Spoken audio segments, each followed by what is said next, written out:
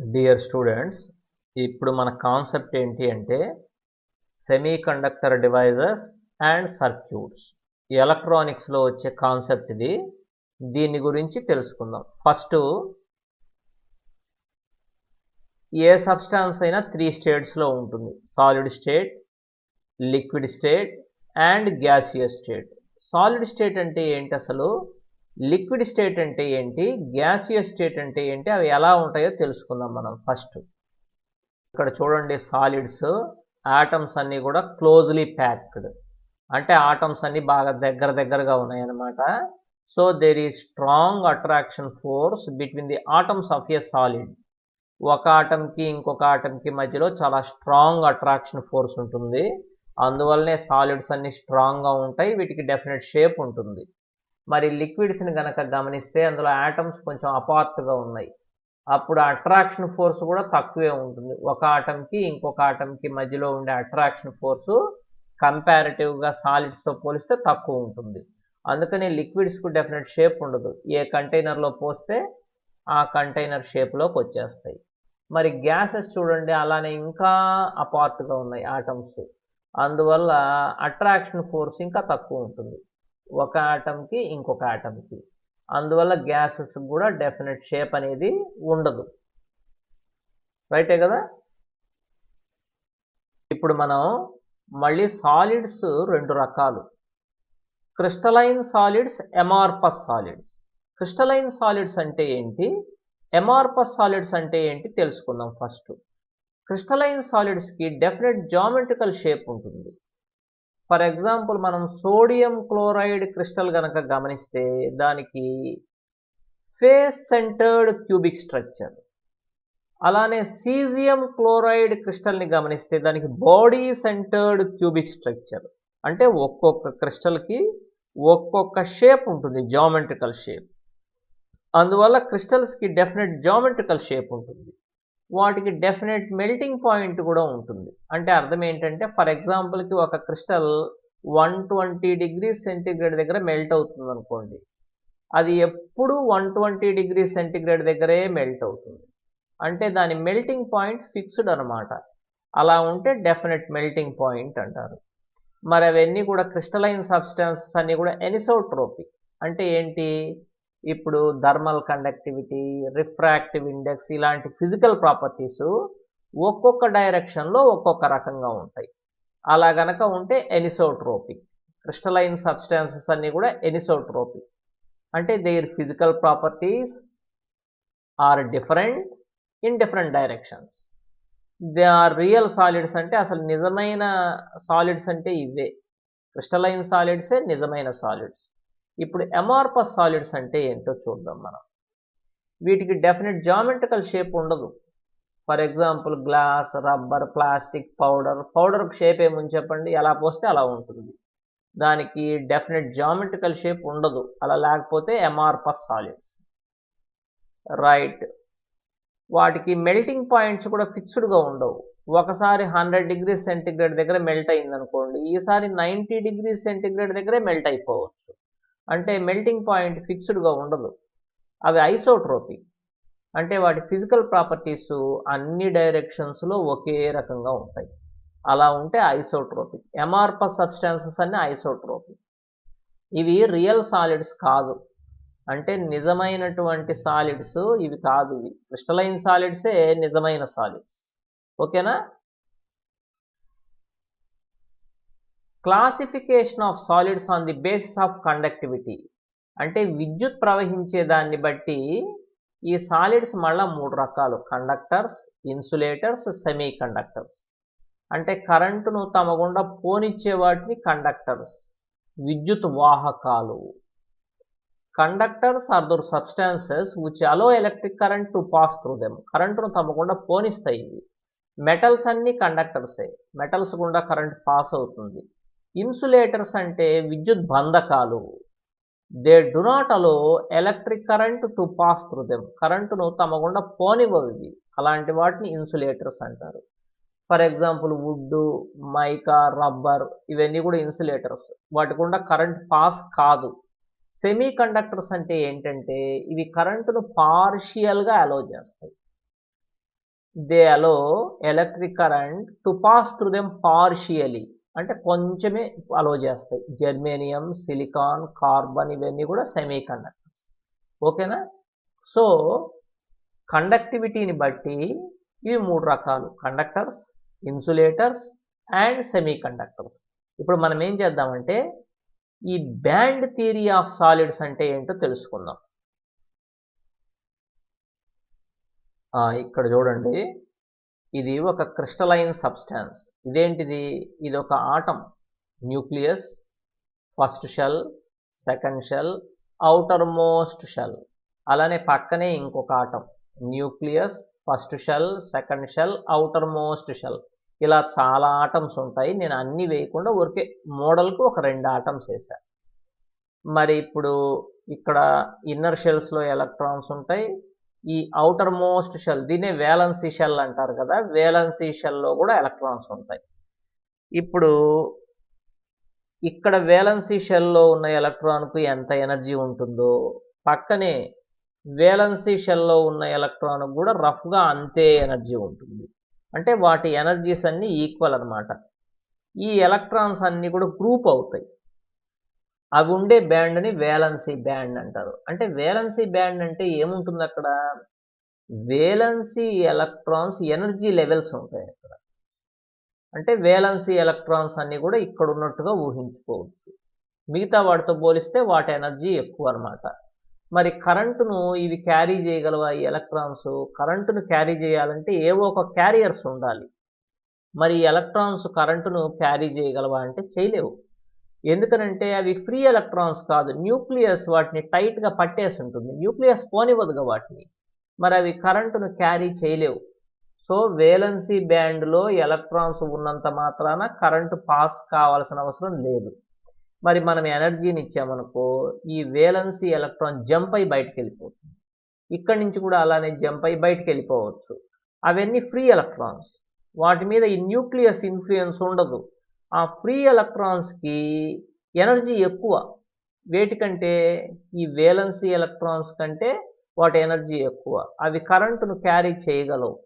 అందువల్ల వాటిని conduction electrons అంటారు. మరి కండక్షన్ ఎలక్ట్రాన్స్ అన్నీ కూడా ఈ కండక్షన్ బ్యాండ్లో ఉంటాయి. కండక్షన్ బ్యాండ్ అంటే ఏంటి? Energy levels of conduction electrons. Okay, ఇప్పుడు వేలెన్సీ బ్యాండ్లో ఎలక్ట్రాన్స్ ఉన్నంత మాత్రాన కరెంట్ పాస్ అవ్వాల్సిన అవసరం లేదు. కండక్షన్ బ్యాండ్లో ఎన్ని ఎక్కువ ఎలక్ట్రాన్స్ ఉంటే అంత ఎక్కువ కరెంట్ పాస్ అవుతుంది. ఈ బ్యాండ్కు మధ్యలో గ్యాప్ ఉంది చూసారా, దీన్ని ఫర్బిడన్ ఎనర్జీ గ్యాప్ అంటారు. మనం ఫర్ ఎగ్జాంపుల్కి 10th పాస్ అయ్యి ఇంటర్కి పోవాలనుకోండి, 10th అనేది లోయర్ ఎనర్జీ లెవెల్, ఇలా వేలెన్సీ బ్యాండ్ లాగా. ఇంటర్ అంటే higher energy level, conduction band లాగా. అది క్రాస్ చేయాలంటే మనం ఎనర్జీనిచ్చి అన్ని సబ్జెక్టులని నేర్పిస్తే అప్పుడు స్టూడెంట్స్ ఏం చేస్తారంటే జంప్ అవుతారు వేలెన్సీ బ్యాండ్ నుంచి కండక్షన్ బ్యాండ్లోకి, 10th నుంచి ఇంటర్లోకి. అలా జంప్ అవ్వాలంటే ఎనర్జీని ఇవ్వాలి కదా.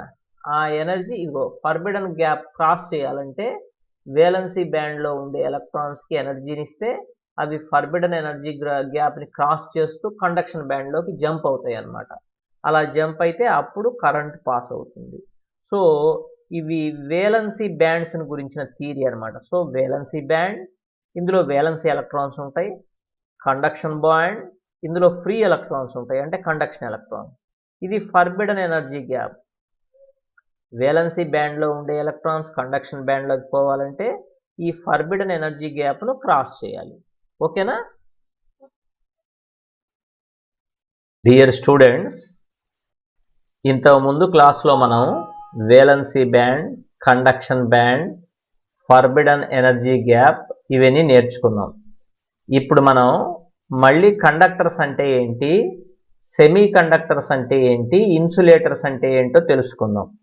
అయితే ఈ బ్యాండ్ థియరీని ఆధారంగా చెప్దాం. ఇప్పుడు ఫస్ట్ కండక్టర్స్ అంటే ఏంటి? ఇంతకుముందు మనకేం తెలుసు? Conductors are those substances which allow current to pass through them. అంటే కరెంటును తమ గుండా పోనిచ్చే వాటిని కండక్టర్స్ అంటారు. ఇక్కడ ఏంటంటే వేలెన్సీ బ్యాండ్, కండక్షన్ బ్యాండ్ ఒకదాంతో ఒకటి కలిసిపోయి ఉంటాయి. అలా ఉంటే కండక్టర్స్. అంటే మధ్యలో ఫర్బిడన్ ఎనర్జీ గ్యాప్ అనేది ఉండదు, దాని విడ్త్ 0. మీకు తెలుసు కదా, మామూలుగా ఎలక్ట్రాన్స్ అన్ని వేలెన్సీ బ్యాండ్లో ఉంటాయి. ఎనర్జీని ఇస్తే ఆ ఎలక్ట్రాన్స్ ఫర్బిడన్ ఎనర్జీ గ్యాప్ని క్రాస్ చేసి కండక్షన్ బ్యాండ్లోకి వెళ్తాయి. అది కదా మనకు తెలిసింది. కానీ ఇక్కడ అసలు ఎనర్జీ గ్యాపే లేదుగా. అలాంటప్పుడు వేలెన్సీ బ్యాండ్లో ఉండే ఎలక్ట్రాన్స్ అన్నీ మనము ఏ ఎనర్జీ ఇవ్వకపోయినా కూడా కండక్షన్ బ్యాండ్లోకి వెళ్ళిపోతాయి. అలాంటప్పుడు ఎనర్జీ ఇవ్వాల్సిన అవసరం లేదు, ఎలక్ట్రాన్స్ అన్నీ ఇక్కడ కూడా కనపడతాయి మనకి కండక్షన్ బ్యాండ్లో. కండక్షన్ బ్యాండ్లో ఎలక్ట్రాన్స్ ఉంటేనే కదా కరెంట్ పాస్ అయ్యేది. ఇవే కదా కరెంటుని క్యారియర్స్గా పనిచేసేది, ఫ్రీ ఎలక్ట్రాన్స్ కదా ఇవి. సో కరెంట్ ఎప్పుడు పాస్ అవుతుంది దేని గుండా? కండక్టర్స్ గుండా. ఎందుకంటే మనం ఏ ఎనర్జీ ఇవ్వకపోయినా కూడా వేలెన్సీ బ్యాండ్లో ఉండే ఎలక్ట్రాన్స్ కండక్షన్ బ్యాండ్లోకి వెళ్తాయి. ఎప్పుడైతే ఇక్కడికి వచ్చిన ఎలక్ట్రాన్స్ అవి కరెంటును క్యారీ చేయగలుగుతాయి, అంతేగా మరి. సో ఏ టెంపరేచర్ దగ్గర అయినా కూడా కండక్టర్స్లో నుంచి కరెంట్ పాస్ అవుతుంది. మధ్యలో ఉండే ఫర్బిడన్ ఎనర్జీ గ్యాప్ విడ్త్ 0. మరి సెమీ కండక్టర్స్ అంటే ఎలా ఉంటాయో చూద్దాం. వేలెన్సీ బ్యాండ్కి కండక్షన్ బ్యాండ్కి మధ్యలో చిన్న ఎనర్జీ గ్యాప్ ఉంటుంది, 1 ఎలక్ట్రాన్ వోల్ట్. మరి ఆ ఎనర్జీ గ్యాప్ని క్రాస్ చేస్తే అప్పుడు వేలెన్సీ బ్యాండ్లో ఉండే ఎలక్ట్రాన్స్ కండక్షన్ బ్యాండ్లోకి వెళ్తాయి అన్నమాట, కరెంట్ అప్పుడు పాస్ అవుతుంది. మరి ఇన్సులేటర్స్లో ఎలా ఉంటుంది? ఇన్సులేటర్స్లో వేలెన్సీ బ్యాండ్కి పైన ఉన్న కండక్షన్ బ్యాండ్కి మధ్యలో పెద్ద ఎనర్జీ గ్యాప్ ఉంటుంది, 5 ఎలక్ట్రాన్ వోల్ట్స్. ఇంత ఎక్కువ ఎనర్జీ గ్యాప్ ఉంది కాబట్టి ఎలక్ట్రాన్స్ అన్నీ జనరల్గా ఇక్కడే ఉంటాయి వేలెన్సీ బ్యాండ్లో. కండక్షన్ బ్యాండ్లోకి వెళ్ళాలంటే హైయెస్ట్ ఎనర్జీ ఇవ్వాలి మనం. నార్మల్గా ఇది జరగదు కాబట్టి ఎలక్ట్రాన్స్ అన్నీ ఇక్కడే ఉండిపోతాయి వేలెన్సీ బ్యాండ్లో. అసలు ఎలక్ట్రాన్సే ఇక్కడ కనిపించవు కండక్షన్ బ్యాండ్లో. అందువల్ల ఇన్సులేటర్స్లో నుంచి కరెంట్ అసలు పాస్ కాదు. మనం హైయెస్ట్ ఎనర్జీ కనుక ఇస్తే అంత ఎనర్జీ దగ్గర కొన్ని ఎలక్ట్రాన్స్ ఈ వేలెన్సీ బ్యాండ్ నుంచి కండక్షన్ బ్యాండ్లోకి వెళ్తాయి అన్నమాట. అప్పుడు ఇన్సులేటర్స్లో నుంచి కూడా కరెంట్ పాస్ అవుతుంది. నార్మల్గా అయితే ఎనర్జీ గ్యాప్ ఎక్కువ ఉంది కాబట్టి కరెంట్ పాస్ కాదనమాట. ఇది classification of solids on the base of electricity conduction. అర్థమైంది కదా. ఇప్పుడు మనం ఏం చేద్దామంటే ఇంట్రిన్సిక్ సెమీ కండక్టర్స్ అంటే ఏంటో చూద్దాం. ఇంట్రిన్సిక్ సెమీ కండక్టర్స్ అంటే ఏం లేదు, ప్యూర్ సెమీ కండక్టర్స్ అని ఇంట్రిన్సిక్ సెమీ కండక్టర్స్ అంటారు. అంటే ప్యూర్ సిలికాన్, ప్యూర్ జెర్మేనియం, ఇవన్నీ కూడా ఇంట్రిన్సిక్ సెమీ కండక్టర్స్. ఓకేనా? మరి అవి ఎలా ఉంటాయో చూద్దాం, జాగ్రత్తగా గమనిద్దాం. ఇంట్రిన్సిక్ సెమీ కండక్టర్స్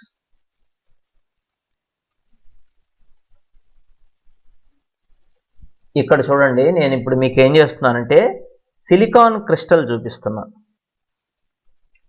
ఇదే కదా సిలికాన్ క్రిస్టల్, దీన్ని జాగ్రత్తగా అబ్జర్వ్ చేద్దాం. సిలికాన్ క్రిస్టల్, సిలికాన్ అంటే ప్యూర్ సెమీ కండక్టర్.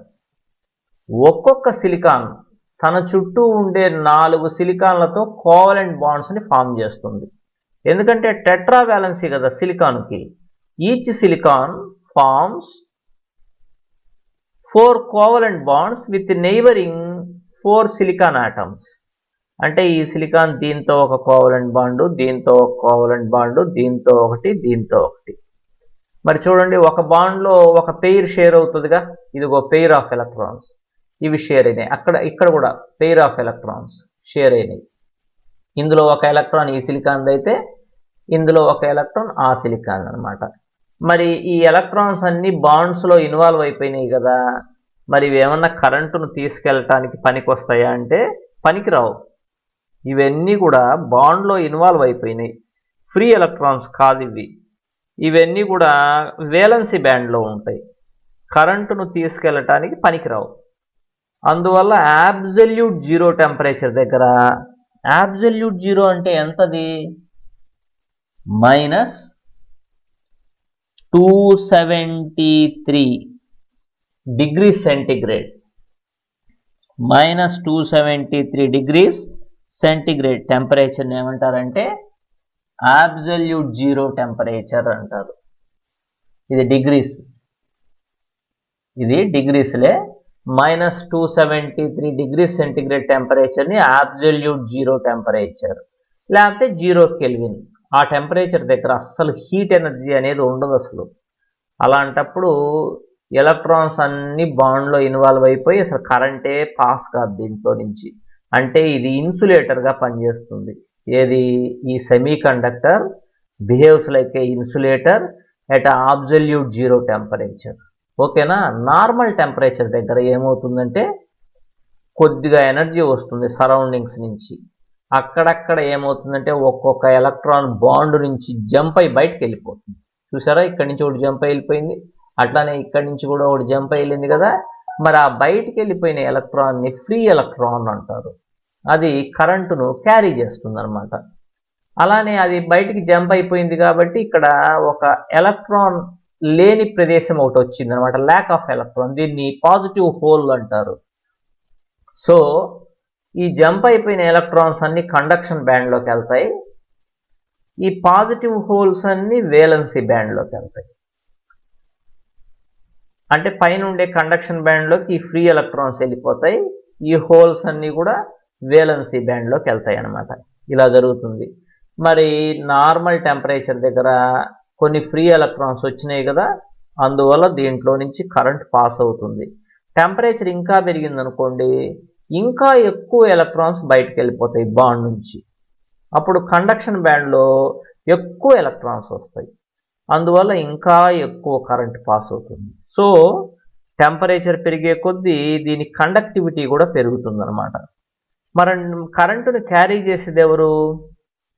కరెంటును క్యారీ చేసేది కండక్షన్ బ్యాండ్లో ఉన్న ఎలక్ట్రాన్స్ క్యారీ చేస్తాయి, వేలెన్సీ బ్యాండ్లో ఉన్న హోల్స్ క్యారీ చేస్తాయి.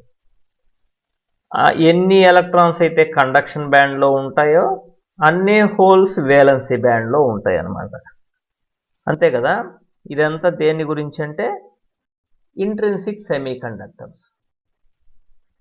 ఈ మధ్యలో ఉండే ఎనర్జీ ఛార్జ్ క్యారియర్స్ అంటే రెండు కూడా ఈక్వల్గా ఛార్జ్ని క్యారీ చేస్తాయి. కండక్షన్ బ్యాండ్లో ఎలక్ట్రాన్స్, వేలెన్సీ బ్యాండ్లో holes. This is all about intrinsic semiconductors. Okay dear students, ఇంతకుముందు మనం ఇంట్రిన్సిక్ సెమీ కండక్టర్స్ గురించి తెలుసుకున్నాం. ప్యూర్ సెమీ కండక్టర్స్ని ఇంట్రిన్సిక్ సెమీ కండక్టర్స్ అంటారు. అంటే ప్యూర్ సిలికాన్, ప్యూర్ జర్మేనియం. వాటి కండక్టివిటీ తక్కువ, అంటే ఎలక్ట్రిసిటీ కొంచెమే పాస్ అవుతుంది. అందువల్ల మనం ఏం చేస్తామంటే ప్యూర్ సెమీ కండక్టర్స్లోకి ఇంప్యూరిటీస్ని యాడ్ చేస్తాం. అలా యాడ్ చేయటాన్ని డోపింగ్ అంటారు. డోపింగ్ చేయటం వల్ల మనకు వచ్చే బెనిఫిట్ ఏంటంటే కండక్టివిటీ బాగా పెరుగుతుందన్నమాట. అంటే ఎలక్ట్రిసిటీ బాగా పాస్ అవుతుంది. అలా డోపింగ్ చేసిన తర్వాత వచ్చిన దాన్ని ఇంట్రిన్సిక్ అంటానికి లేదుగా, అప్పుడు అది ప్యూర్ కాదుగా, ఇంప్యూరిటీస్ని యాడ్ చేసాం కదా మనం. అందువల్ల అప్పుడు దాన్ని ఎక్స్ట్రిన్సిక్ సెమీ కండక్టర్ అంటారు. మనం దేంతో బట్టి దాంతో డోపింగ్ చేయకూడదు. పెంటావాలెంట్ ఇంప్యూరిటీస్ని కానీ, అంటే సంయోజకత 5 ఉండాలి, లేదా ట్రైవాలెంట్ ఇంప్యూరిటీస్ని కానీ, అంటే సంయోజకత 3 ఉండాలి. వాటినే మనం ఇంప్యూరిటీస్గా యాడ్ చేయాలి. పెంటావాలెంట్ ఇంప్యూరిటీస్ అంటే 5th A group elements, phosphorus, arsenic, antimony, bismuth, అవి యాడ్ చేయొచ్చు. లేకపోతే ట్రైవాలెంట్ ఎలిమెంట్స్ అంటే 3rd A group elements, aluminium, boron, gallium, indium, వాటినైనా యాడ్ చేయొచ్చు. ఇలా చేయటం వల్ల కండక్టివిటీ బాగా పెరుగుతుందన్నమాట. ఇదే డోపింగ్ అంటే. మరి ఇప్పుడు అలా ఇంప్యూరిటీస్ని యాడ్ చేసేసిన తర్వాత దాన్ని ఎక్స్ట్రిన్సిక్ సెమీ కండక్టర్ అంటారు. మనం కలిపే ఇంప్యూరిటీస్ని బట్టి ఈ ఎక్స్ట్రిన్సిక్ సెమీ కండక్టర్స్ 2 టైప్స్. మనం పెంటావాలెంట్ ఇంప్యూరిటీని యాడ్ చేసామనుకో, దాన్ని ఎన్ టైప్ సెమీ కండక్టర్ అంటారు. ట్రైవాలెంట్ ఇంప్యూరిటీని యాడ్ చేసామనుకోండి, దాన్ని పీ టైప్ సెమీ కండక్టర్ అంటారు. ఇప్పుడు మనం ఒక్కొక్క దాని గురించి నేర్చుకుందాం. ఫస్ట్ నేను ఎన్ టైప్ సెమీ కండక్టర్ అంటే చెప్తా. ఇది ప్యూర్ సిలికాన్ అనుకోండి, ప్యూర్ సిలికాన్ క్రిస్టల్ అంటే ఎక్కడ చూసినా కూడా సిలికాన్ ఆటమ్సే ఉంటాయి, మధ్యలో కూడా సిలికాన్ ఆటమే ఉంటుంది. ఒక్కొక్క సిలికాన్ ఆటం చుట్టూ ఉండే 4 సిలికాన్ ఆటమ్స్తో కోవలెంట్ బాండ్స్ని ఫామ్ చేసుకొని ఉంటుంది. మీకు తెలుసుగా ఇంట్రిన్సిక్ అంటే. ఇప్పుడు మనం ఏం చేసామంటే పెంటావాలెంట్ ఇంప్యూరిటీని యాడ్ చేసాం. అంటే ఫాస్ఫరస్, ఆర్సనిక్, యాంటిమోనీ, బిస్మత్ ఏదైనా యాడ్ చేయొచ్చు. ఇక్కడ నేను యాంటిమోనీని యాడ్ చేశాను. అది వచ్చి సిలికాన్ను రీప్లేస్ చేసి దాని ప్లేస్లోకి యాంటిమోనీ వచ్చేసింది. మరి యాంటిమోనీ పెంటావాలెంట్ కదా, సంయోజకత 5 కదా, అంటే దాని చుట్టూరు 5 ఎలక్ట్రాన్స్ చూపించాలిగా మనం. ఇదిగో ఇదొకటి, ఇదొకటి, ఇదొకటి, ఇదొకటి, అవన్నీ బాండ్స్లో ఇన్వాల్వ్ అయిపోయినాయి. యాంటిమోనీకి సంబంధించి ఇంకొక ఎలక్ట్రాన్ మిగిలి ఉంటుంది, అది బాండ్లో ఇన్వాల్వ్ కాదు, ఎందుకంటే చుట్టూరు 4 సిలికాన్లే ఉన్నాయిగా. మరి ఈ ఎలక్ట్రాన్ కాస్త ఫ్రీ ఎలక్ట్రాన్. ఇది ఈ ఫ్రీ ఎలక్ట్రాన్ నేరుగా పైనుండే కండక్షన్ బ్యాండ్లోకి వెళ్ళిపోతుంది. అంటే ఇది కరెంటును తీసుకెళ్ళటానికి పనికొస్తుంది అనమాట. ఆ టైంలో కిందున్న వేలెన్సీ బ్యాండ్లో ఏమన్నా హోల్ క్రియేట్ అయిందా అంటే కాదు. మళ్ళీ పక్కనే ఇంకొక ఎలక్ట్రాన్ కూడా ఇలానే కండక్షన్ బ్యాండ్లోకి వెళ్తుంది. ఆ టైంలో కిందున్న వేలెన్సీ బ్యాండ్లో హోల్ అనేది క్రియేట్ కాదు. మనం ఎనర్జీని ఇచ్చామనుకో కొన్ని ఎలక్ట్రాన్స్ బాండ్ నుంచి బయటకు వెళ్ళిపోతాయి కండక్షన్ బ్యాండ్లోకి. ఆ టైంలో హోల్స్ వస్తాయి, అవి కిందికి వచ్చేస్తాయి. అంతేగా జరిగేది. మరి ఓవరాల్గా చూస్తే హోల్స్ ఎక్కువ, ఎలక్ట్రాన్స్ ఎక్కువ? ఎన్ టైప్ సెమీ కండక్టర్స్లో పైన కండక్షన్ బ్యాండ్లో ఉండే ఎలక్ట్రాన్సే ఎక్కువ కింద వేలెన్సీ బ్యాండ్లో ఉండే హోల్స్ కంటే. అంటే నెగటివ్ ఛార్జెసే ఎక్కువ అనమాట పాజిటివ్ ఛార్జెస్ కంటే. నెగటివ్ ఛార్జెసే ఎక్కువ కాబట్టి దీన్ని నెగటివ్ టైప్ సెమీ కండక్టర్ అంటారు, లేకపోతే సింపుల్గా ఎన్ టైప్ సెమీ కండక్టర్. అంతేనా? ఓకే. దీంట్లో కరెంటును ఎక్కువగా ఇవి క్యారీ చేస్తాయి, హోల్స్, ఎలక్ట్రాన్స్. అందుకని వీటిని మెజారిటీ ఛార్జ్ క్యారియర్స్ అంటారు. ఈ హోల్స్ని ఇవి కొంచెమే ఉన్నాయి కదా, వీటిని మైనారిటీ ఛార్జ్ క్యారియర్స్. సో ఎన్ టైప్లో మెజారిటీ ఛార్జ్ క్యారియర్స్ ఏంటి? కండక్షన్ బ్యాండ్లో ఉండే ఎలక్ట్రాన్స్. మైనారిటీ ఛార్జ్ క్యారియర్స్ ఏంటి? వేలెన్సీ బ్యాండ్లో ఉండే హోల్స్. ఈ రెండిటికి యావరేజ్ ఎనర్జీ కనుక్కుంటే దాన్ని ఫెర్మి ఎనర్జీ లెవెల్ అంటారు కదా. అది ఇంతకుముందు ఇంట్రిన్సిక్లో అయితే కరెక్ట్గా మధ్యలో ఉంది. ఇది ఫర్బిడన్ గ్యాప్ కదా, ఫర్బిడన్ గ్యాప్ మధ్యలో నుంచి పోయేది ఫెర్మి ఎనర్జీ లెవెల్ ఇంతకుముందు ఇంట్రిన్సిక్లో అయితే. ఇక్కడ మధ్యలో నుంచి పోకుండా పైనుండే కండక్షన్ బ్యాండ్కు దగ్గరగా షిఫ్ట్ అవుతుంది అనమాట ఈ ఫెర్మి ఎనర్జీ లెవెల్, ఎందుకంటే ఇవి ఎక్కువ ఉన్నాయి కదా. తర్వాత నెక్స్ట్ ఇక్కడ మనం కలిపాను చూసావా ఇంప్యూరిటీ, పెంటావాలెంట్ ఇంప్యూరిటీ. దీన్ని డోనార్ ఇంప్యూరిటీ అంటారు, ఎందుకంటే ఇది ఒక ఎలక్ట్రాన్ డొనేట్ చేసింది కండక్షన్కి, అందువల్ల దీన్ని డోనార్ ఇంప్యూరిటీ అంటారు. ఇదంతా కూడా ఎన్ టైప్ సెమీ కండక్టర్స్ని గురించి. నెక్స్ట్ ఇప్పుడు మనం పీ టైప్ సెమీ కండక్టర్స్ నేర్చుకుందాం. ఇదంతా ప్యూర్ సిలికాన్ క్రిస్టల్, మధ్యలో కూడా సిలికానే ఉంటుంది. ఒక్కొక్క సిలికాన్ చుట్టూ ఉండే 4 సిలికాన్లతో కోవలెంట్ బాండ్స్ని ఫామ్ చేసి ఉంటుంది.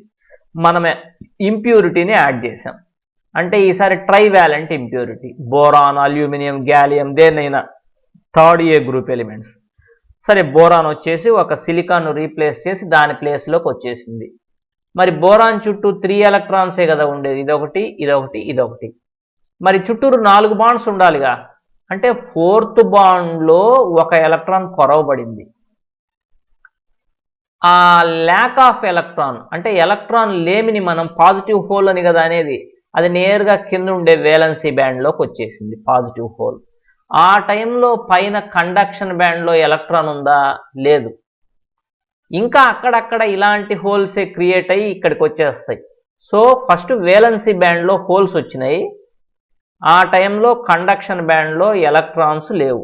మనం ఎనర్జీని ఇచ్చామనుకో అక్కడక్కడ కొన్ని బాండ్స్ బ్రేక్ అయ్యి కొన్ని ఎలక్ట్రాన్స్ పైన కండక్షన్ బ్యాండ్లోకి వెళ్ళిపోతాయి. ఆ టైంలో హోల్స్ క్రియేట్ అయినవి కిందకు వచ్చేస్తాయి. ఓవరాల్గా చూస్తే పైన ఎలక్ట్రాన్స్ ఎక్కువ, కింద హోల్స్ ఎక్కువ. దీంట్లో పైన ఎలక్ట్రాన్స్ తక్కువ, కింద వేలెన్సీ బ్యాండ్లో హోల్స్ ఎక్కువ ఉన్నాయి, పాజిటివ్ హోల్స్. గమనించారా మీరు? అందుకని ఇందులో పాజిటివ్ ఛార్జెసే ఎక్కువ ఉన్నాయి కాబట్టి దీన్ని పాజిటివ్ టైప్ సెమీ కండక్టర్, సింపుల్గా చెప్పాలంటే పీ టైప్ సెమీ కండక్టర్ అంటారు అనమాట. ఓకే, దీంట్లో మెజారిటీ ఛార్జ్ క్యారియర్స్ ఏంటి? ఇదిగో ఈ వేలెన్సీ బ్యాండ్లో ఉండే హోల్సే.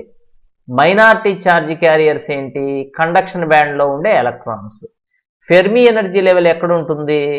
అది రెండిటి యావరేజ్ ఎనర్జీ కదా, ఖచ్చితంగా ఇవి ఎక్కువ ఉన్నాయి కాబట్టి ఫెర్మి ఎనర్జీ లెవెల్ మధ్యలో ఉండకుండా వేలెన్సీ బ్యాండ్కు దగ్గరగా షిఫ్ట్ అయి ఉంటుంది, అంతేగా ఫెర్మి ఎనర్జీ లెవెల్ ఉండేది. ఇదంతా కూడా దేని గురించి? P type semi conductors. మరి సింపుల్గా డిఫరెన్సెస్ అడిగితే ఎన్ టైప్ అంటేనేమో negative type semi conductor, P type అంటే పాజిటివ్ టైప్. దీంట్లో ఎన్ టైప్లో పెంటావాలెంట్ ఇంప్యూరిటీస్ని యాడ్ చేస్తాం, ఫాస్ఫరస్, ఆర్సెనిక్, యాంటిమనీ, బిస్మత్.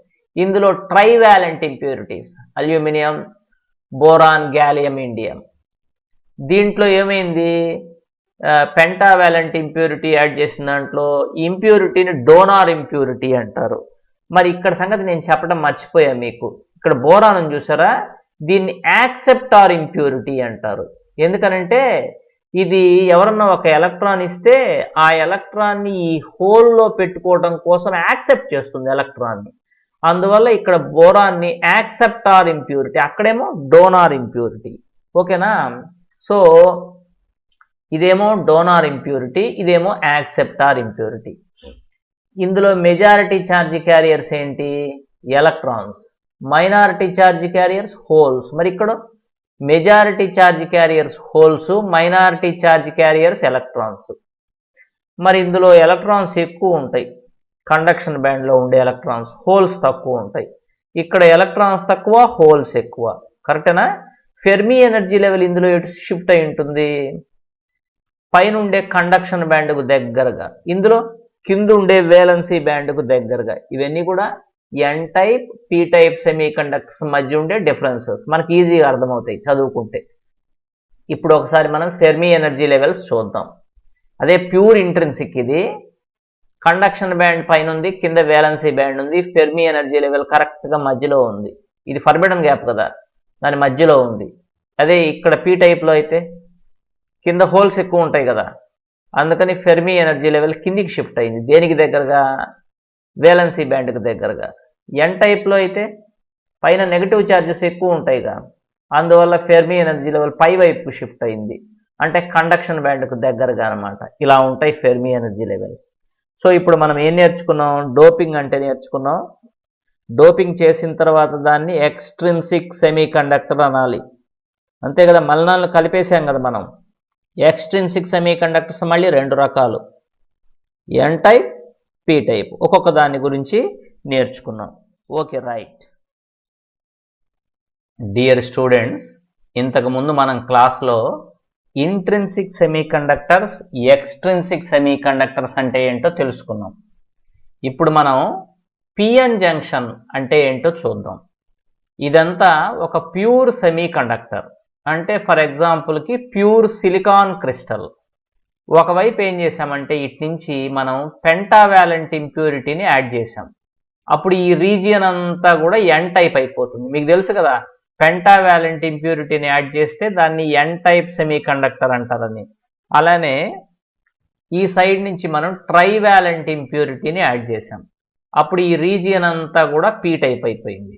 అంటే ఒకే సెమీ కండక్టర్లో ఒకవైపు ఎన్ టైపు, ఒకవైపు పీ టైపు వచ్చేట్లుగా మనం చేసామన్నమాట. దీన్ని పిఎన్ సెమీ కండక్టర్ అంటారు. దీని పేరు పిఎన్ సెమీ కండక్టర్. ఓకే, ఇప్పుడు ఈ పీ రీజియన్ అబ్జర్వ్ చేస్తే మీకు తెలుసు కదా, పీ రీజియన్లో ఎక్కువ హోల్స్ ఉంటాయని. అవే కదా మెజారిటీ ఛార్జ్ క్యారియర్స్. అయితే ఎలక్ట్రాన్స్ కూడా ఉంటాయి అక్కడక్కడ, అవి మైనారిటీ ఛార్జ్ క్యారియర్స్, అంటే కొంచెమే ఉంటాయి. అలానే ఎన్ రీజియన్ చూడండి, ఎక్కువ ఎలక్ట్రాన్స్ ఉంటాయి అక్కడ, అంటే నెగటివ్ ఛార్జెస్. అక్కడక్కడ హోల్స్ కూడా ఉంటాయి, అయితే తక్కువ ఉంటాయి అన్నమాట. ఇప్పుడు ఏం జరుగుతుంది? ఈ పీ రీజియన్లో ఉండే హోల్స్ ఇలా మూవ్ అవుతాయి ఎన్ వైపు. ఎన్ రీజియన్లో ఉండే ఎలక్ట్రాన్స్ ఇలా మూవ్ అవుతాయి పీ వైపు. మధ్యలో ఏమవుతాయంటే అవి ఒకదానికి ఒకటి డిఫ్యూజ్ అయినాయి కదా, మూవ్ అయినాయి కదా, మధ్యలో అవి రెండు కలిసిపోతాయి.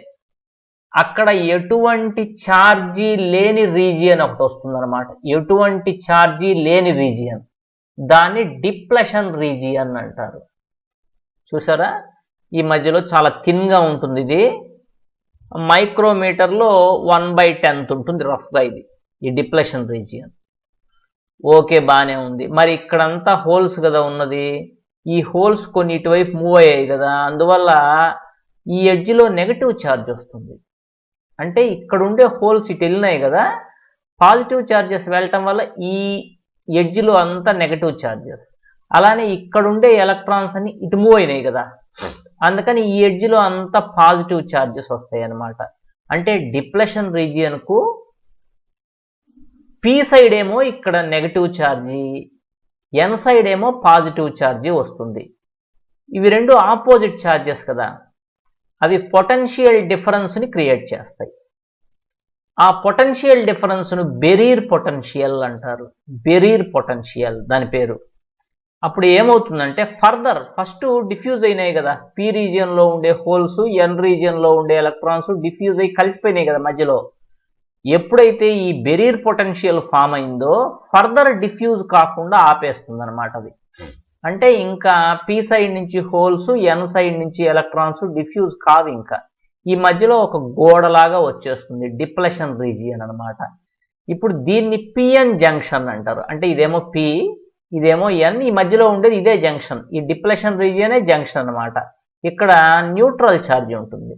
ఓకే, బెరీర్ పొటెన్షియల్ ఏం చేస్తుందంటే ఫర్దర్ డిఫ్యూజ్ కాకుండా ఆపేస్తుంది. రైట్, ఇదే కదా పి టైప్ మెటీరియల్, ఇదేమో ఎన్ టైప్ మెటీరియల్, మధ్యలో ఉండేదేమో జంక్షన్. ఇదిగో ఇది జంక్షన్. రైట్ కదా. నెక్స్ట్ ఇప్పుడు మనం ఇదంతా నేను చెప్పిందే. ఇప్పుడు దీనికి సింబల్ ఎట్లా అంటే ఇటంతా పి టైప్ మెటీరియల్, ఇటంతా ఎన్ టైప్ మెటీరియల్, ఈ మధ్యలో ఉండేది ఇదే కదా డిప్లెషన్ రీజియన్. దీని సింబల్ ఇది. ఇటువైపు యానోడ్, ఇటువైపు క్యాథోడ్, ఇదే దీని సింబల్. దీన్ని పిఎన్ జంక్షన్ డయోడ్ అంటారు. దీన్నేమో పిఎన్ జంక్షన్ అంటారు. దాన్నే ఇలా డినోట్ చేస్తే పిఎన్ జంక్షన్ డయోడ్, అది దాని సింబల్. ఇది మార్కెట్లో ఇలా ఉంటుంది, దీన్ని కొంటే ఇలా వస్తుంది అనమాట. ఇది రియల్ కాంపోనెంట్, ఇలా కనిపిస్తుంది మార్కెట్లో కొనుక్కుంటే మనం. రైట్, ఇప్పుడు మనం ఏం చేద్దామంటే ఫార్వర్డ్ బయాస్ అంటే ఏంటి, రివర్స్ బయాస్ అంటే ఏంటో చూద్దాం. ఇది కదా పిఎన్ జంక్షన్ డయోడ్, ఇది పి రీజియన్, ఇది ఎన్ రీజియన్.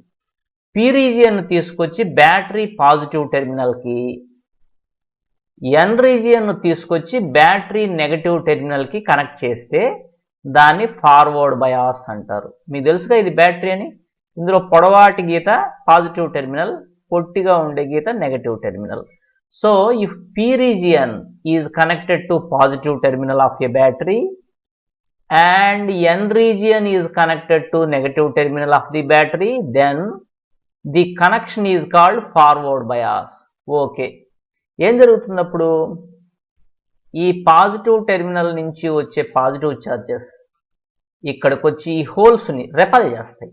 అందువల్ల హోల్స్ ఇటు మూవ్ అవుతాయి. ఎటువైపు అంటే మధ్యలో ఉండే డిప్లెషన్ లేయర్ వైపు ఇటు మూవ్ అవుతాయి.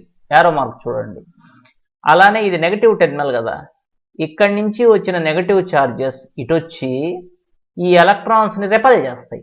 అందువల్ల అవి కూడా ఇటు మూవ్ అవుతాయి, అంటే డిప్లెషన్ లేయర్ వైపు.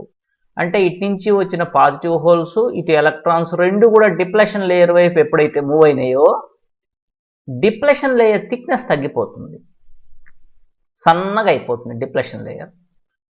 ఈ వోల్టేజ్ కనుక సఫిషియెంట్గా ఉంటే బ్యాటరీ వోల్టేజ్, అప్పుడు ఇటు నుంచి హోల్స్, ఇటు నుంచి ఎలక్ట్రాన్స్ డిఫ్యూజ్ అయిపోతాయి, కరెంట్ పాస్ అవుతుందన్నమాట. దాన్ని ఫార్వర్డ్ కరెంట్ అంటారు. సో ఇందులో మెయిన్ పాయింట్ ఏంటి, depletion layer thickness decreases and current flows, అంతేగా. It offers low resistance. ఎప్పుడైతే కరెంట్ ఫ్లో అవుతున్నదో రెసిస్టెన్స్ తక్కువ ఉన్నట్టు లెక్క. రెసిస్టెన్స్ తక్కువ ఉంటేనే కరెంట్ బాగా ఫ్లో అయ్యేది. ఇదంతా ఫార్వర్డ్ బయాస్. మరి ఇదేంటిది, రివర్స్ బయాస్. అంటే పి రీజియన్ తీసుకొచ్చి బ్యాటరీ నెగటివ్ టెర్మినల్కి, ఎన్ రీజియన్ తీసుకొచ్చి బ్యాటరీ పాజిటివ్ టెర్మినల్కి కనెక్ట్ చేస్తే దాన్ని రివర్స్ బయాస్ అంటారు. అప్పుడు ఏమవుతుంది, ఈ నెగటివ్ టెర్మినల్ నుంచి వచ్చిన నెగటివ్ ఛార్జెస్ ఇక్కడ ఉండే హోల్స్ను అటువైపు అట్రాక్ట్ చేసుకుంటాయి. అంటే హోల్స్ అన్ని ఎటు మూవ్ అవుతాయి, మధ్యలో ఉన్న డిప్లెషన్ లేయర్కు దూరంగా ఇటు మూవ్ అవుతాయి holes.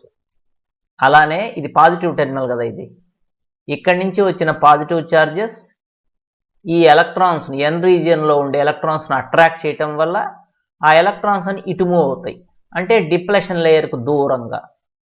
As a result the thickness of the depletion layer increases. మధ్యలో ఈ డిప్లెషన్ లేయర్ థిక్నెస్ పెరిగింది, పెద్ద లావు గోడలాగా తయారైంది చూడండి రివర్స్ బయాస్లో. మరి అలాంటప్పుడు ఇంకా కరెంట్ ఏం ఫ్లో అవుతుంది? కరెంట్ పాస్ కాదు, అంటే ఇట్ ఆఫర్స్ హై రెసిస్టెన్స్, అంతేగా మరి. అయితే ఒక్క విషయం చూడండి, ఈ పీ రీజియన్లో అన్ని హోల్సే కదా ఉండేది, అక్కడక్కడ ఎలక్ట్రాన్స్ ఉంటాయి. అంటే పీ రీజియన్ అంటే అందులో కొంచెం మైనారిటీ ఛార్జ్ క్యారియర్స్ ఉంటాయి కదా ఎలక్ట్రాన్స్. ఇది ఎన్ రీజియన్ కదా, అన్ని ఎలక్ట్రాన్సేగా, అక్కడక్కడ హోల్స్ కూడా ఉంటాయి.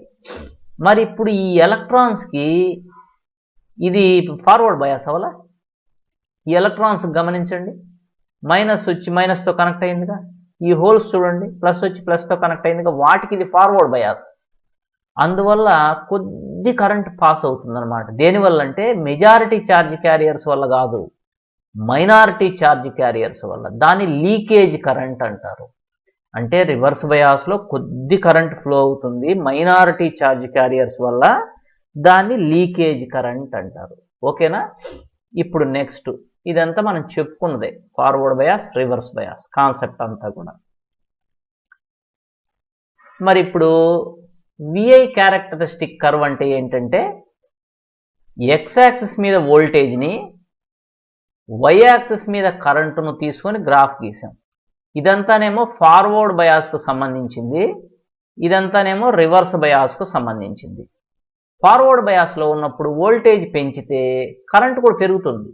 చూడండి గ్రాఫ్ ఇలా వచ్చింది కదా. As voltage increases current also increases. Forward బయాస్లో అది సిచ్యువేషన్. మరి రివర్స్ బయాస్లో ఎలా ఉంటుంది అంటే, ఈ ఫార్వర్డ్ బయాస్లో ఇంక్రీజ్ అయ్యేది ఎలా ఉంటుందంటే కరెంటు మిల్లీ యాంపియర్స్లో ఉంటుంది. ఓకే, మరి రివర్స్ బయాస్లో వోల్టేజ్ని ఇంక్రీజ్ చేస్తే ఏమైంది? వోల్టేజ్ని మనం చాలా పెంచినా కూడా కరెంట్ అసలు పెరగల. ఎందుకంటే రివర్స్ బయాస్లో కరెంట్ ఫ్లో కాదని మీకు తెలుసుగా. ఒకానొక దగ్గర ఏమైందో తెలుసా, సడన్గా కరెంట్ బాగా ఫ్లో అయింది సడన్గా. ఆ వోల్టేజ్ని ఏమంటారంటే బ్రేక్ డౌన్ వోల్టేజ్ అంటారు. అంటే రివర్స్ బయాస్లో ఒక వోల్టేజ్ దగ్గర కరెంట్ అనేది సడన్గా రైజ్ అవుతుంది, ఆ వోల్టేజ్ని బ్రేక్ డౌన్ వోల్టేజ్. ఎందుకు జరిగింది అట్లా? ఆ వోల్టేజ్ దగ్గర కోవలెంట్ బాండ్స్ అన్ని బ్రేక్ అయిపోయి డిప్లెషన్ రీజియన్ పోతుంది, అందువల్ల సడన్గా కరెంట్ పెరుగుతుందన్నమాట. ఓకేనా? కాబట్టి దీన్ని ఏమంటారంటే V I characteristic curve of P N junction diode అంటారు. రైట్, ఇప్పుడు మనం ఏం నేర్చుకున్నాం? పిఎన్ జంక్షన్ అంటే తెలుసుకున్నాం, డిప్లెషన్ లేయర్ ఎలా ఫామ్ అవుతుందో తెలుసుకున్నాం, ఆ తర్వాత forward bias, reverse bias, diode symbol, V I characteristic curves in forward bias and reverse bias. Okay, right. Dear students, ఇంతకుముందు మనం క్లాస్లో పిఎన్ జంక్షన్ డయోడ్ అంటే ఏంటో నేర్చుకున్నాం. ఇదే కదా పిఎన్ జంక్షన్ డయోడ్ సింబల్, ఇటువైపు ఏమో పాజిటివ్ టెర్మినల్, ఇటువైపు నెగటివ్ టెర్మినల్. ఇప్పుడు ఈ పిఎన్ జంక్షన్ డయోడ్ను హాఫ్ వేవ్ రెక్టిఫైయర్గా ఎలా యూస్ చేస్తారో, ఫుల్ వేవ్ రెక్టిఫైయర్గా ఎలా యూస్ చేస్తారో నేర్చుకుందాం. అసలు హాఫ్ వేవ్ రెక్టిఫైయర్ అంటే ఏంటి, ఫుల్ వేవ్ రెక్టిఫైయర్ అంటే ఏంటి అది చూద్దాం మనం ఫస్ట్. ఇది చూడండి, ఇది ఏసీ కరెంట్. అంటే కరెంటు స్టడీగా ఉందా, కరెంట్ ఇలా పెరుగుతూ తగ్గుతూ ఉందా అంటే, కరెంట్ చూడండి 0 నుంచి మ్యాక్సిమంకు పెరిగి మళ్ళీ తగ్గిపోయింది, మళ్ళీ ఆపోజిట్ డైరెక్షన్లో మ్యాక్సిమంకు పెరిగి మళ్ళీ 0కు తగ్గిపోయింది, మళ్ళీ పాజిటివ్ సైడ్ మ్యాక్సిమంకు పెరిగి 0కు తగ్గిపోయింది, మళ్ళీ నెగటివ్ సైడ్ మ్యాక్సిమంకు పెరిగి 0కు తగ్గిపోయింది. ఇలా కరెంటు పెరుగుతూ తగ్గుతూ కరెంటు డైరెక్షన్ మారుతూ ఉంటే అది ఏసీ కరెంట్ అన్నమాట. మరి చూడండి ఎలా ఉందో, ఇక్కడ నెగటివ్ హాఫ్ సైకిల్స్ లేవుగా, అంటే ఆపోజిట్ డైరెక్షన్లో పోవటంలా కరెంటు ఒకే డైరెక్షన్లో పోతుందన్నమాట. ఇది డీసీ కరెంట్. అఫ్ కోర్స్ దీన్ని పల్సేటింగ్ డీసీ అంటారు, అంటే పూర్తిగా ఇంకా స్టడీలోకి రాలా. ఇలా ఏసీ కరెంటును డీసీ కరెంటుగా మార్చే డివైజ్ను రెక్టిఫైయర్ అంటారు. కాబట్టి rectifier is a device which converts AC current into DC current. ఓకేనా? ఫస్ట్ హాఫ్ వేవ్ రెక్టిఫికేషన్ ఎలా చేయాలి, తర్వాత ఫుల్ వేవ్ రెక్టిఫికేషన్ ఎలా చేయాలి అనేది చూద్దాం. చూడండి, ఇది ఒక ట్రాన్స్ఫార్మర్ కదా. ట్రాన్స్ఫార్మర్లో 2 కాయిల్స్ ఉంటాయి. ఫస్ట్ ఉండే కాయిల్ని ప్రైమరీ కాయిల్ అంటారు, తర్వాత ఉండే కాయిల్ని సెకండరీ కాయిల్ అంటారు. మనం ఇచ్చే ఇన్పుట్ ఏసీ కరెంట్, అంటే ట్రాన్స్ఫార్మర్లోకి ఏసీ కరెంట్ వస్తున్నది. ట్రాన్స్ఫార్మర్ నుంచి బయటకు వచ్చేది కూడా ఏసీ కరెంటే, అంటే సెకండరీలో నుంచి కదా అవుట్పుట్ వచ్చేది. ఆ ట్రాన్స్ఫార్మర్లో నుంచి బయటకు వచ్చే కరెంట్ కూడా ఏసీ కరెంటే. ఇలా ఏసీ కరెంట్ బయటకు వచ్చింది. మనం ఏం చేసామంటే ట్రాన్స్ఫార్మర్ నుంచి వచ్చిన అవుట్పుట్ని ఒక డయోడ్కి ఇచ్చాం కనెక్షన్. ఇదే కదా డయోడ్, ఒక్క డయోడే ఉంది, దీని పేరు డి. మరి డయోడ్ నుంచి ఒక లోడ్ రెసిస్టెన్స్ ఉంది, ఇక్కడ కనిపిస్తుంది చూసారా, ఇదే లోడ్ రెసిస్టెన్స్. దాని నుంచి ఇలా గ్రౌండ్కి ఇచ్చాం, అదే కనెక్షన్ కాస్త ట్రాన్స్ఫార్మర్కి ఇలా వెళ్ళిపోయింది కనెక్షన్. ఇప్పుడు ఈ లోడ్ రెసిస్టెన్స్ అంటే ఏదైనా అప్లియన్స్ కావచ్చు, అది డీసీ కరెంట్ మీదనే పనిచేస్తుంది. ఏసీ కరెంట్ అయితే అది పని చేయదనమాట, అలాంటి అప్లియన్స్ ఇది. సరే ఓకే, ఫస్ట్ ట్రాన్స్ఫార్మర్ నుంచి ఏసీ కరెంట్ బయటకు వస్తున్నది. ఫస్ట్ ఇది పాజిటివ్ టెర్మినల్ ఈ వైపు, మరి అప్పుడు ఈ వైపు నెగటివ్ టెర్మినల్. అంటే నేను చెప్పేది ఫస్ట్ హాఫ్ సైకిల్ చెప్తున్నా. ఇప్పుడు ఇది పాజిటివ్ టెర్మినల్ అయితే అర్థం ఏంటి, పాజిటివ్ సైడ్ వచ్చి పాజిటివ్ సైడ్ కనెక్ట్ అయినట్టేగా డయోడ్లో. ఇది పాజిటివ్ సైడ్ కదా, ప్లస్ వచ్చి ప్లస్ కనెక్ట్ అయింది, అంటే డయోడ్ ఫార్వర్డ్ బయాస్లో ఉందన్నమాట. అప్పుడు కరెంటు పాస్ అవుతుంది డయోడ్లో నుంచి. మీకు తెలుసుగా, ఫార్వర్డ్ బయాస్లో ఉన్నప్పుడు కరెంటు పాస్ అవుతుంది, అదే డయోడ్ రివర్స్ బయాస్లో ఉంటే కరెంట్ పాస్ కాదు. ఇప్పుడు ఇది ఫార్వర్డ్ బయాస్లో ఉంది కాబట్టి కరెంట్ ఇలా పాస్ అయ్యి ఇలా కిందికి వచ్చేస్తుంది అనమాట. కరెంటు ఇలా కిందికి వచ్చేసి ఇలా వెళ్ళిపోయింది, చూసారా? అంటే కరెంటు ఒక డైరెక్షన్లో పైనుంచి కిందికి పాస్ అయిపోయింది. ఓకేనా? నెక్స్ట్ హాఫ్ సైకిల్ వచ్చేసరికల్లా ఈ పైది మైనస్ అవుతుంది, ఈ కిందది ప్లస్ అవుతుంది. అంటే పొలారిటీస్ మారుతుంటాయి కదా, అదే ఏసీ కరెంట్ అంటే. ఫస్ట్ హాఫ్ సైకిల్ ఇటు ఉంటే సెకండ్ హాఫ్ సైకిల్ ఇటు ఉంది కదా. అంటే ఈ పైదేమో ఇంతకుముందు ప్లస్ ఉండేది ఇప్పుడు మైనస్ అయింది, కిందది ఇంతకుముందు మైనస్ ఉండేది ఇప్పుడు ప్లస్ అయింది. ఇప్పుడు డయోడ్ ఏ బయాస్లో ఉన్నట్టు మైనస్ కాస్త ప్లస్ కలిపినట్టు ఇలా, అంటే డయోడ్ రివర్స్ బయాస్లో ఉందన్నమాట. రివర్స్ బయాస్లో ఉంది కాబట్టి కరెంట్ పాస్ కాదు డయోడ్లో నుంచి, అంటే లోడ్ రెసిస్టర్లో నుంచి కూడా కరెంట్ పాస్ కాదనమాట. ఓకే, నెక్స్ట్ హాఫ్ సైకిల్కి వచ్చేసరికల్లా ఇది నెక్స్ట్ హాఫ్ సైకిల్ మళ్ళీ ప్లస్కి ప్లస్ కనెక్ట్ అవుతుంది. అప్పుడు డయోడ్ ఫార్వర్డ్ బయాస్లో ఉండి ఇలా కరెంట్ పాస్ అవుతుంది. సో ఈ లోడ్ రెసిస్టర్లో కరెంట్ ఎలా పాస్ అవుతున్నది, పాజిటివ్ హాఫ్ సైకిల్లో కరెంట్ పాస్ అవుతున్నది. ఇదిగో negative half cycle cut off అయిపోతున్నది. అసలు మళ్ళీ పాజిటివ్ హాఫ్ సైకిల్లో కరెంట్ పాస్ అవుతున్నది, నెగటివ్ హాఫ్ సైకిల్లో కరెంట్ కట్ ఆఫ్ అయిపోతున్నది. ఓవరాల్గా హాఫ్ సైకిల్ రెక్టిఫై అయిపోయింది. పాజిటివ్ హాఫ్ సైకిల్స్ అన్నీ okay, negative half cycles cut off అయిపోయినాయి. ఇలా అయితే మొత్తం మీద ఇది ఏసీ కాస్త డీసీగా మారిపోయింది. ఎందుకంటే నెగటివ్ హాఫ్ సైకిల్స్ లేవుగా, అసలు ఇక్కడ లేవుగా negative half cycles. So AC కాస్త డీసీగా మారిపోయింది. అయితే ఫుల్ వేవ్ రెక్టిఫై కాల, హాఫ్ వేవే రెక్టిఫై అవుతున్నది, remaining half wave cut off అయిపోతున్నది. అందువల్ల దీన్ని హాఫ్ వేవ్ రెక్టిఫైయర్ అంటారు. అంటే ఒక డయోడే ఉంటే దాన్ని హాఫ్ వేవ్ రెక్టిఫైయర్ అంటారు. ఓకేనా? ఇప్పుడు మరి ఫుల్ వేవ్ రెక్టిఫైయర్ ఎలా ఉంటుందో చూద్దాం. ఇదే ఫుల్ వేవ్ రెక్టిఫైయర్. ఏం లేదు, ఇక్కడ 2 డయోడ్స్ కలిపాం, పైన ఒక డయోడ్ D1, కింద ఒక డయోడ్ D2. ఇది ఎలా వర్క్ చేస్తుందో చూద్దాం. ఇదంతా ట్రాన్స్ఫార్మర్ మామూలే, ఇదేమో ప్రైమరీ కాయిల్, ఇదేమో సెకండరీ కాయిల్. ట్రాన్స్ఫార్మర్లోకి ఇచ్చే ఇన్పుట్ ఏసీనే, ట్రాన్స్ఫార్మర్ నుంచి బయటకు వచ్చే అవుట్పుట్ కూడా ఏసీనే. ఓకే, ఫస్ట్ పైది ప్లస్ అనుకుందాం, కిందిది మైనస్ అనుకుందాం. అప్పుడు పైన ప్లస్ ప్లస్తో కనెక్ట్ అయింది కదా, డయోడ్ D1 ఫార్వర్డ్ బయాస్లో ఉన్నట్టేగా ఖచ్చితంగా, అది కరెంటును అలో చేస్తుంది. మరి డయోడ్ D2 సంగతి ఏంటి, అది మైనస్ ప్లస్తో కనెక్ట్ అయింది, ఇది రివర్స్ బయాస్లో ఉంది, ఇది కరెంటును అలో చేయదు. నేను చెప్పేది ఇప్పుడు సంగతి ఫస్ట్ పాజిటివ్ హాఫ్ సైకిల్ సంగతి చెప్తున్నా. మరి పైన ఉన్న డయోడ్ అలౌ చేసింది కదా కరెంటుని, ఇలా కరెంట్ పాస్ అయ్యి లోడ్ రెసిస్టర్లో కరెంటు పైనుంచి కిందికి పాస్ అవుతుంది. ఇదే కదా లోడ్ రెసిస్టరు. ఇలా పైనుంచి కిందికి పాస్ అయ్యి కరెంట్ ఇలా వచ్చేసి ఇట్లా వెళ్ళిపోయి గ్రౌండ్ టెర్మినల్లోకి వెళ్ళిపోయింది ట్రాన్స్ఫార్మర్. రైట్. మరి నెగటివ్ హాఫ్ సైకిల్ సంగతి ఆలోచిద్దాం. ఫస్ట్ ఇది ప్లస్, ఇది మైనస్ కదా. ఇప్పుడు ఈ కిందిది ప్లస్, పైది మైనస్. అప్పుడు కింద ఉన్న డయోడ్ D2 ఏ బయాస్లో ఉంటుంది ఖచ్చితంగా, ఇది ఫార్వర్డ్ బయాస్లో ఉంటుంది, కరెంటును అలో చేస్తుంది. పైన ఉన్నది రివర్స్ బయాస్లో ఉంటుంది, ఎందుకంటే మైనస్ ప్లస్తో కనెక్ట్ అయిందిగా, అది కరెంటును అలో చేయదు. సో నెగటివ్ హాఫ్ సైకిల్లో ఎలా పాస్ అవుతుందంటే కరెంట్ ఇలా వచ్చి ఇది అలో చేస్తుందిగా కరెంటు, ఇలా వచ్చి కరెంటు ఈ లోడ్ రెసిస్టర్లో పైనుంచి కిందికే పాస్ అవుతుంది. ఇందాక కూడా పైనుంచి కిందికే, ఇప్పుడు కూడా పైనుంచి కిందికే కరెంట్ ఇలా పాస్ అయ్యి ఇలా ట్రాన్స్ఫార్మర్ గ్రౌండ్లోకి వెళ్ళిపోయింది. సో పాజిటివ్ హాఫ్ సైకిల్లో ఉన్నప్పుడు, నెగటివ్ హాఫ్ సైకిల్లో ఉన్నప్పుడు ఈ లోడ్ రెసిస్టర్లో నుంచి కరెంట్ ఎప్పుడు పైనుంచి కిందికే పాస్ అవుతున్నది. గమనించారా మీరు? అంటే పైనుంచి కిందికంటే పైది ప్లస్, కింది మైనస్, ప్లస్ నుంచి మైనస్ కరెంట్ పాస్ అవుతుంటుంది.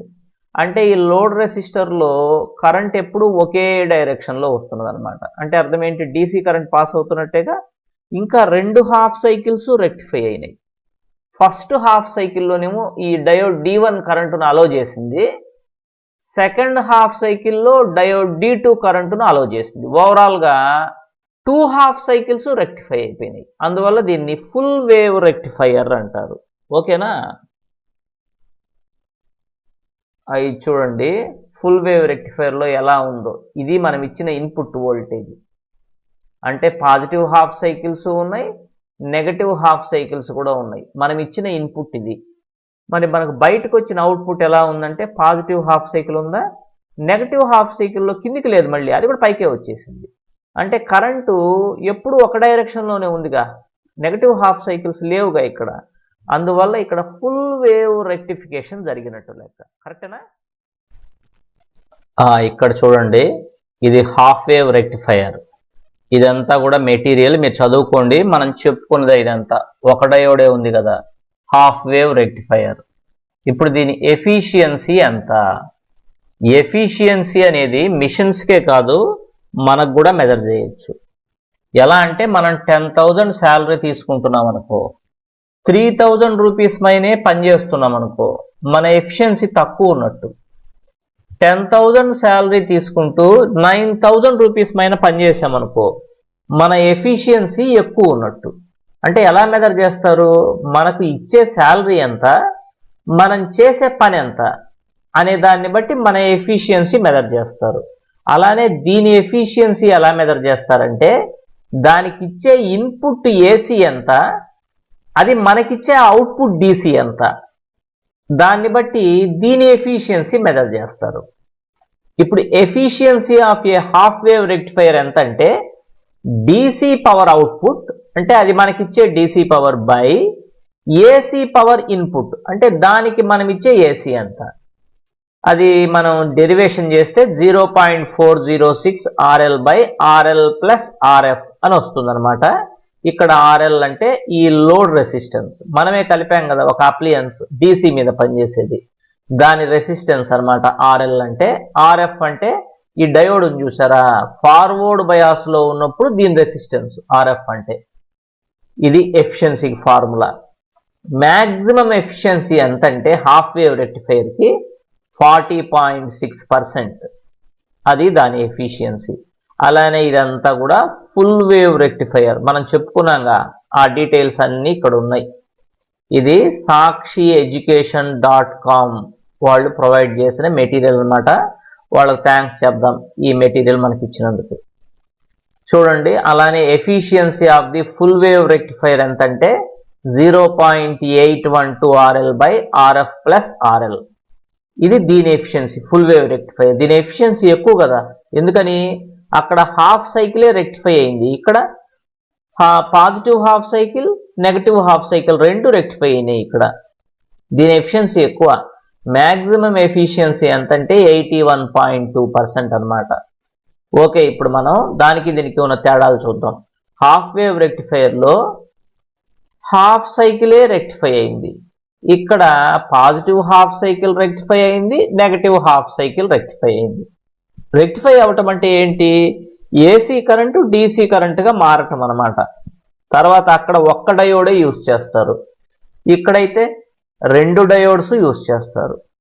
దాని ఎఫిషియన్సీ ఎంత? 40.6% అయితే దీని ఎఫిషియన్సీ 81.2% అనమాట. ఇదంతా దేని గురించి అంటే half wave rectifier and full wave rectifier. Okay dear students, ఇవాల్టి మన క్లాస్లో ట్రాన్సిస్టర్స్ అంటే ఏంటో తెలుసుకుందాం. ట్రాన్సిస్టర్ అనేది ఒక ఎలక్ట్రానిక్ డివైస్. ట్రాన్సిస్టర్ మీనింగ్ ఏంటంటే ట్రాన్స్ఫర్ ఆఫ్ రెసిస్టెన్స్. ఇదేం చేస్తుందంటే కరెంటును లో రెసిస్టెన్స్ సర్క్యూట్ నుంచి హై రెసిస్టెన్స్ సర్క్యూట్కు ట్రాన్స్ఫర్ చేస్తుంది. ఇట్ ట్రాన్స్ఫర్స్ కరెంట్ ఫ్రమ్ లో resistance circuit to high resistance circuit. ఈ ట్రాన్సిస్టర్స్ 2 రకాలు, పిఎన్పి ట్రాన్సిస్టర్, ఎన్పిఎన్ ట్రాన్సిస్టర్. ఇదే పిఎన్పి ట్రాన్సిస్టర్, ఇది ఎన్పిఎన్ ట్రాన్సిస్టర్. 2 రకాలైనటువంటి ట్రాన్సిస్టర్లు ఉన్నాయి. 2 పి రీజియన్స్ మధ్యలో ఒక ఎన్ రీజియన్ గనక ఉన్నట్టయితే దీని పేరు పిఎన్పి ట్రాన్సిస్టర్. అలా కాకుండా 2 ఎన్ రీజియన్స్ మధ్యలో ఒక పి రీజియన్ ఉన్నట్టయితే దీని పేరు ఎన్పిఎన్ ట్రాన్సిస్టర్. ఓకేనా? ట్రాన్సిస్టర్లో 3 టెర్మినల్స్ ఉంటాయి. ఇదొక టెర్మినల్, దీన్ని ఎమిటర్ అంటారు. ఇదొక టెర్మినల్, దీన్ని base.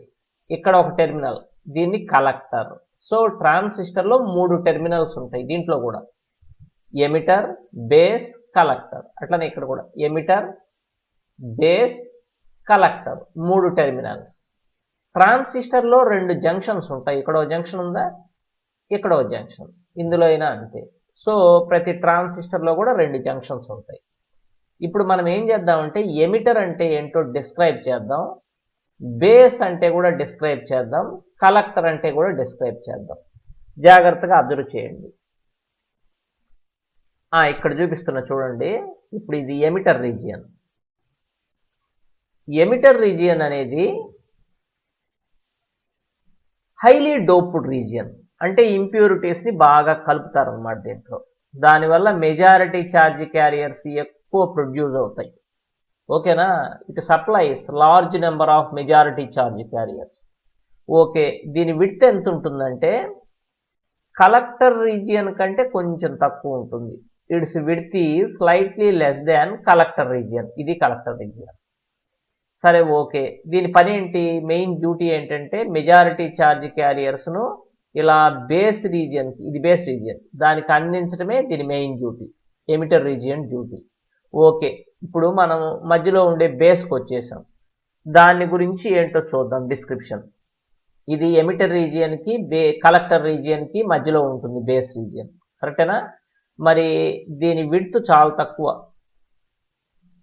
It's width is very very less than emitter region and collector region. దీని విడ్త్ ఎంత ఉంటుందంటే 10⁻⁶ మీటర్స్ ఉంటుంది, చాలా తక్కువ. దీని డోపింగ్ కూడా ఇట్ ఈస్ స్లైట్లీ డోప్డ్, చాలా తక్కువ డోపింగ్ ఉంటుంది. ఇంప్యూరిటీస్ని తక్కువ కలుపుతారు అనమాట. మరి దీని మెయిన్ డ్యూటీ ఏంటంటే ఎమిటర్ నుంచి వచ్చిన మెజారిటీ ఛార్జ్ క్యారియర్స్ తీసుకొని కలెక్టర్కి ఇవ్వటమే దీని పని. అంతే చేసేది బేస్ రీజియన్. ఇప్పుడు కలెక్టర్ రీజియన్లోకి వచ్చేద్దాం. ఇట్ ఈజ్ మోడరేట్లీ డోప్డ్, అంటే తగినంతగా డోపింగ్ చేస్తారు, అంటే మలినాలు కలుపుతారు. దీని విడ్త్ ఎలా ఉంటుంది? ముందుండే ఎమిటర్ రీజియన్ కంటే దీని విడ్త్ ఎక్కువే ఉంటుంది. కరెక్టే కదా? దీని మెయిన్ డ్యూటీ ఏంటంటే ఇలా ఎమిటర్ నుంచి వచ్చినాయి కదా మెజారిటీ ఛార్జ్ క్యారియర్స్ బేస్లోకి, మళ్ళీ బేస్ నుంచి వచ్చిన మెజారిటీ ఛార్జ్ క్యారియర్స్ని కలెక్ట్ చేసుకుంటుంది అనమాట. So it collects majority charge carriers coming from the base నుంచి వచ్చిన మెజారిటీ ఛార్జ్ క్యారియర్స్ను కలెక్ట్ చేసుకుంటుంది. సో ఇప్పుడు మనకు 3 రీజియన్స్ తెలిసిపోయినాయి కదా. ఇప్పుడు ఈ ట్రాన్సిస్టర్ సింబల్ ఇది చూడండి. ఎన్పిఎన్ ట్రాన్సిస్టర్ అంటే ఇలా ఉంటుంది, పిఎన్పి ట్రాన్సిస్టర్ అంటే ఇలా ఉంటుంది. మీరు జాగ్రత్తగా గమనించినట్టయితే 2 ఒకే రకంగా ఉన్నాయి. తేడా ఏంటంటే పిఎన్పి ట్రాన్సిస్టర్లోనేమో ఈ యారో మార్కు బేస్ వైపు ఉంటుంది, అంటే యారో మార్క్ బేస్ వైపు ఉంటే అది పిఎన్పి ట్రాన్సిస్టర్. అలా కాకుండా యారో మార్క్ బేస్ నుంచి బయటకు ఉంటే అది ఎన్పిఎన్ ట్రాన్సిస్టర్. అంటే ఈ యారో మార్కుని బట్టి చెప్పాలి జాగ్రత్తగా. మిగతా డయాగ్రామ్ అంతా సేమే, ఏం తేడా లేదు. యారో మార్కు కనుక ఇలా బేస్ వైపు ఉంటే పిఎన్పి, బేస్ నుంచి బయటకు ఉంటే ఎన్పిఎన్. ఓకేనా, అది వాటి సింబల్స్. నెక్స్ట్, ట్రాన్సిస్టర్ని 3 రకాలుగా సర్క్యూట్లో కలపచ్చు. దాన్ని ట్రాన్సిస్టర్ కన్ఫిగరేషన్ అంటారు. 3 రకాలుగా కలపచ్చు. Common base configuration, common emitter configuration, common collector configuration. 3 రకాలైనటువంటి కన్ఫిగరేషన్స్ ఉన్నాయన్నమాట. మనం ఏం చేద్దామంటే ఫస్ట్ కామన్ బేస్ కన్ఫిగరేషన్ అంటే ఏంటో చూద్దాం. చూడండి, ఇది ఎమిటర్ కదా, ఇది బేస్, ఇది కలెక్టర్. ఇన్పుట్ అంటే ఏంటంటే ట్రాన్సిస్టర్కు ఇచ్చే సప్లైని ఇన్పుట్ అంటారు. చూడండి, ఇది ఇన్పుట్, ట్రాన్సిస్టర్కి ఇస్తున్నాం. అవుట్పుట్ అంటే ఏంటంటే ట్రాన్సిస్టర్ నుంచి బయటికి తీస్తామే సప్లై, దాన్ని అవుట్పుట్ అంటారు. ఈ ఇన్పుట్ సర్క్యూట్లో అవుట్పుట్ సర్క్యూట్లో కామన్గా బేస్ ఉంది చూడండి. అలా ఉంటే దాన్ని కామన్ బేస్ కన్ఫిగరేషన్ అంటారు. Base is common for input circuit and output circuit. First point అయిపోయిందా? రెండో పాయింట్, అసలు ఇన్పుట్ వేటి మధ్య ఇస్తున్నాం, అవుట్పుట్ వేటి మధ్య తీసుకుంటున్నాం. ఎమిటర్కి బేస్కి మధ్యలో ఇన్పుట్ ఇస్తున్నాం. Input is across emitter and base. Output is taken across collector and base. అంతే కదా, అట్లా తీసుకుంటున్నాం అనమాట. ఈ డయాగ్రామ్ ఒకటే, కాకపోతే దాని సింబల్ వేసాం అంతే. ఓకే, ఇది కామన్ బేస్ కన్ఫిగరేషన్. అయితే మధ్యలో ఉండే బేస్ని ఎర్త్ చేస్తాం. ఇక్కడ బేస్ ఈజ్ ఎర్త్డ్ కాబట్టి 3 పాయింట్స్ చెప్పాను దీంట్లో, కామన్ బేస్ కన్ఫిగరేషన్. మరి నెక్స్ట్ మనం కామన్ ఎమిటర్ కన్ఫిగరేషన్. చూడండి జాగ్రత్తగా, ఇదేంటిది ఎమిటర్, ఇది బేస్, ఇది కలెక్టర్. ఇన్పుట్ వేటి మధ్య ఇస్తున్నాం చూడండి. ఇన్పుట్ సర్క్యూట్ ఇక్కడ ఉంది, అవుట్పుట్ ఇటు ఉంది. అంటే ఇన్పుట్కి అవుట్పుట్కి కామన్గా ఏముంది, ఎమిటర్ ఉంది. So emitter is common for input circuit and output circuit. అందుకే దీని పేరు common emitter configuration. Point number 1 చెప్పేశాను కదా. పాయింట్ నెంబర్ 2, ఇన్పుట్ వేటి మధ్య ఇస్తున్నాం చూడండి. Input is given across base and emitter and output is taken across collector and emitter. అంతే కదా, అది పాయింట్ నెంబర్ 2. పాయింట్ నెంబర్ 3 ఏంటంటే ఎమిటర్ ఈజ్ ఎర్త్డ్, అంటే ఎమిటర్ని భూమికి కలిపి ఉంటాం అనమాట. ఓకే, అదంతా కామన్ ఎమిటర్ కన్ఫిగరేషన్, సింబల్ అంతే. ఇది ఒకటే. నెక్స్ట్ ఇప్పుడు కామన్ కలెక్టర్ కన్ఫిగరేషన్. పేరులోనే ఉంది కదా కలెక్టర్ కామన్ అని. ఇన్పుట్ సర్క్యూట్కి అవుట్పుట్ సర్క్యూట్కి కలెక్టర్ కామన్గా ఉంటుందన్నమాట. Collector is common for input circuit and output circuit. Point number 2, input వేటి మధ్య ఇస్తున్నాను చెప్పండి. Input is given across base and collector, output is taken across emitter and collector. కరెక్టేనా? అది point number 2. Point number 3 ఏంటి, దేన్నైతే కామన్గా ఉంచుతున్నామో దాన్ని ఎర్త్ చేయాలి. Here collector is earthed. అలా చేస్తే దాన్ని కామన్ కలెక్టర్ కన్ఫిగరేషన్ అంటారు. ఈ 3 కన్ఫిగరేషన్స్లో కామన్ ఎమిటర్ కన్ఫిగరేషన్ ఎక్కువ యూజ్ చేస్తాం. ఎందుకంటే దీనికి ఎఫిషియన్సీ ఎక్కువ, అంటే కరెంట్ గెయిన్, యాంప్లిఫికేషన్ అవన్నీ ఎక్కువ ఉంటాయి అన్నమాట దీనికి. అందువలన ఎక్కువ మనం కామన్ ఎమిటర్ కన్ఫిగరేషన్ యూజ్ చేస్తాం. ఎప్పుడైనా గుర్తుపెట్టుకోండి, ఇన్పుట్ సర్క్యూట్ ఎప్పుడు కూడా ఫార్వర్డ్ బయాస్లో ఉండాలి, అవుట్పుట్ సర్క్యూట్ ఎప్పుడు కూడా రివర్స్ బయాస్లో ఉండాలి. అలా ఉంటేనే ట్రాన్సిస్టర్ ఈజ్ ప్రాపర్లీ బయాస్డ్ అంటారు. ఒక ట్రాన్సిస్టర్ని బయాసింగ్ చేయటం అంటే ఏంటి? బయాసింగ్ చేయటం అంటే ఇన్పుట్ సర్క్యూట్ ఎప్పుడు కూడా మనం ఫార్వర్డ్ బయాస్లో ఉంచాలి, అవుట్పుట్ సర్క్యూట్ ఎప్పుడు కూడా రివర్స్ బయాస్లో ఉంచాలి. అలా ఉంచినట్టయితే దాన్ని ప్రాపర్ బయాసింగ్ అంటారు. దాని గురించి మనం నెక్స్ట్ నేర్చుకుందాం. Okay, right. డియర్ స్టూడెంట్స్, ఇంతకు ముందు క్లాస్లో మనం ట్రాన్సిస్టర్ అంటే ఏంటో తెలుసుకున్నాం. ఇప్పుడు మనం ఏం చేయబోతున్నామంటే ట్రాన్సిస్టర్ వర్కింగ్ని గురించి తెలుసుకోబోతున్నాం. ఫస్ట్ ఒకసారి ట్రాన్సిస్టర్ అంటే ఏంటో గుర్తు చేసుకున్న తర్వాత దాని వర్కింగ్ ఎలా ఉంటుందో చూద్దాం. ట్రాన్సిస్టర్ అనేది ఎలక్ట్రానిక్ డివైస్. ఇది ఏం చేస్తుంది? ఇట్ ట్రాన్స్ఫర్స్ రెసిస్టెన్స్, అంటే కరెంటును లో రెసిస్టెన్స్ సర్క్యూట్ నుంచి హై రెసిస్టెన్స్ సర్క్యూట్కు ట్రాన్స్ఫర్ చేస్తుంది. రెండు రకాలైన ట్రాన్సిస్టర్స్ ఉన్నాయి, NPN transistor, PNP transistor. NPN transistor గమనించారా? ఇలా యారో మార్కు బయటకు ఉంటే బేస్ నుంచి అది ఎన్పిఎన్. మరి పిఎన్పి అంటే ఏంటి? యారో మార్కు బేస్ వైపు ఉంటే పిఎన్పి, అంటే యారో మార్కుని బట్టే చెప్పాలి, మిగతాదంతా సేమ్ డయాగ్రామ్, అంతే కదా. సరే, ఇదేంటంటే emitter region, highly doped region, అంతే కదా. ఇది మెజారిటీ ఛార్జ్ క్యారియర్స్ను క్రియేట్ చేసి పంపిస్తుంది బేస్లోకి. మరి మధ్యలో ఉండే బేస్ రీజియన్ ఎలా ఉంది? ఇదిగో ఇది బేస్ రీజియన్ కదా, ఇది లైట్లీ డోప్డ్ రీజియన్, దీని విడ్త్ కూడా తక్కువ ఉంటుంది. ఇదేంటిది? కలెక్టర్, ఇది మోడరేట్లీ డోప్డ్ రీజియన్, దీని విడ్త్ కొంచెం ఎక్కువే, మిగతా వాటి రెండింటితో పోలిస్తే విడ్త్ ఎక్కువ, అన్నిటికంటే దీని విడ్త్ ఎక్కువ, దానికంటే కొంచెం తక్కువ ఎమిటర్, చాలా తక్కువ వచ్చేసి బేస్ కదా. ఈ కలెక్టర్ ఏం చేస్తుందంటే ఎమిటర్ నుంచి వచ్చిన ఛార్జ్ క్యారియర్స్ బేస్లోకి వస్తాయి కదా, బేస్ నుంచి వచ్చిన ఛార్జ్ క్యారియర్స్ను కలెక్ట్ చేసుకోవడమే దీని పని, ఓకేనా. ఇప్పుడు ఈ ఎన్పిఎన్ ట్రాన్సిస్టర్ ఎలా వర్క్ చేస్తుంది, పిఎన్పి ట్రాన్సిస్టర్ ఎలా వర్క్ చేస్తుందో చూద్దాం. ఫస్ట్ మనం వర్కింగ్ ఆఫ్ ఏ ట్రాన్సిస్టర్ జాగ్రత్తగా అబ్జర్వ్ చేద్దాం.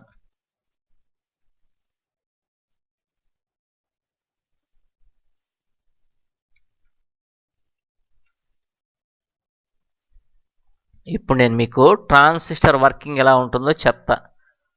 ఇది పిఎన్పి ట్రాన్సిస్టర్ కదా, జాగ్రత్తగా అబ్జర్వ్ చేయండి.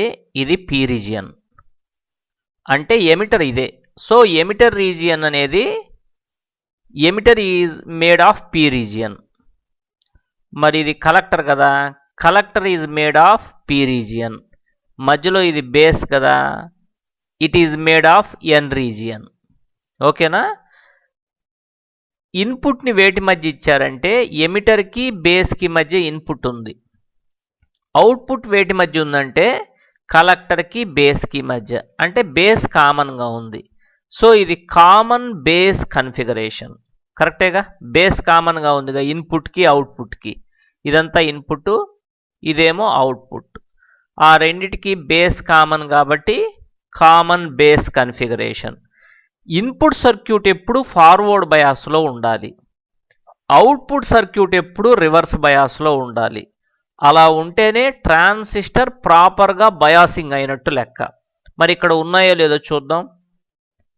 ఇదే రీజియన్ పి రీజియన్ కదా, పి రీజియన్ వచ్చి బ్యాటరీ పాజిటివ్ టెర్మినల్కి కనెక్ట్ అయిందిగా. మరి ఇదేంటిది? ఎన్ రీజియన్ కదా, నెగటివ్ టెర్మినల్ కనెక్ట్ అయింది, అంటే ప్లస్ వచ్చి ప్లస్ కనెక్ట్ అయింది, మైనస్ మైనస్కి. సో ఇన్పుట్ సర్క్యూట్ ఫార్వర్డ్ బయాస్లో ఉంది. మరి అవుట్పుట్ చూద్దాం.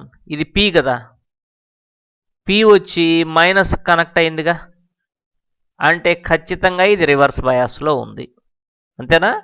సో ఈ ట్రాన్సిస్టర్ ప్రాపర్గా బయాసింగ్ అయిందనమాట. ఇప్పుడు ఏం జరుగుతుందో చూద్దాం. ఈ పాజిటివ్ టెర్మినల్ నుంచి వచ్చిన పాజిటివ్ ఛార్జెస్ ఇలా వచ్చి ఈ రీజియన్లో ఉండే హోల్స్ని రెపల్ చేస్తాయి. అప్పుడు ఆ హోల్స్ అని ఒక్కసారిగా బేస్ రీజియన్లోకి వెళ్ళిపోతాయి. అందువల్ల కరెంట్ పాస్ అవుతుంది, దాన్ని ఎమిటర్ కరెంట్ అంటారు, ఐఈ అంటారు, ఎమిటర్ కరెంట్. మరి బేస్ రీజియన్లో ఏం జరుగుతుంది? అది లైట్లీ డోప్డ్ రీజియన్ కదా, అక్కడ కొద్దిగా ఎలక్ట్రాన్స్ ఉంటాయి.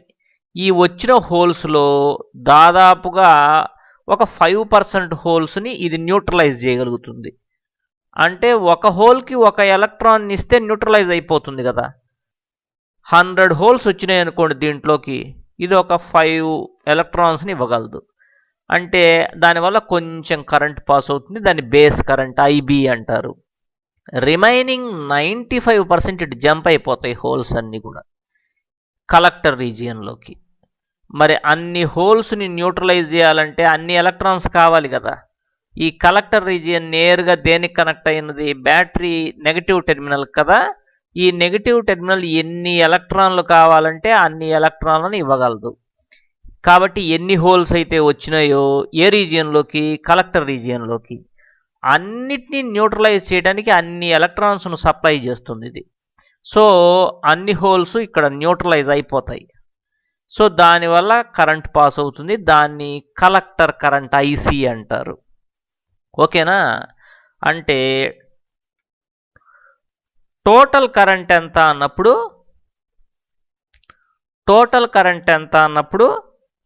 IE is equal I B plus I C. ఇక్కడ చూడండి, I E is equal I B plus I C అనమాట. రైటే కదా? రైట్. ఇంకా కూడా ఇక్కడ ఇంకొంచెం జాగ్రత్తగా అబ్జర్వ్ చేద్దాం.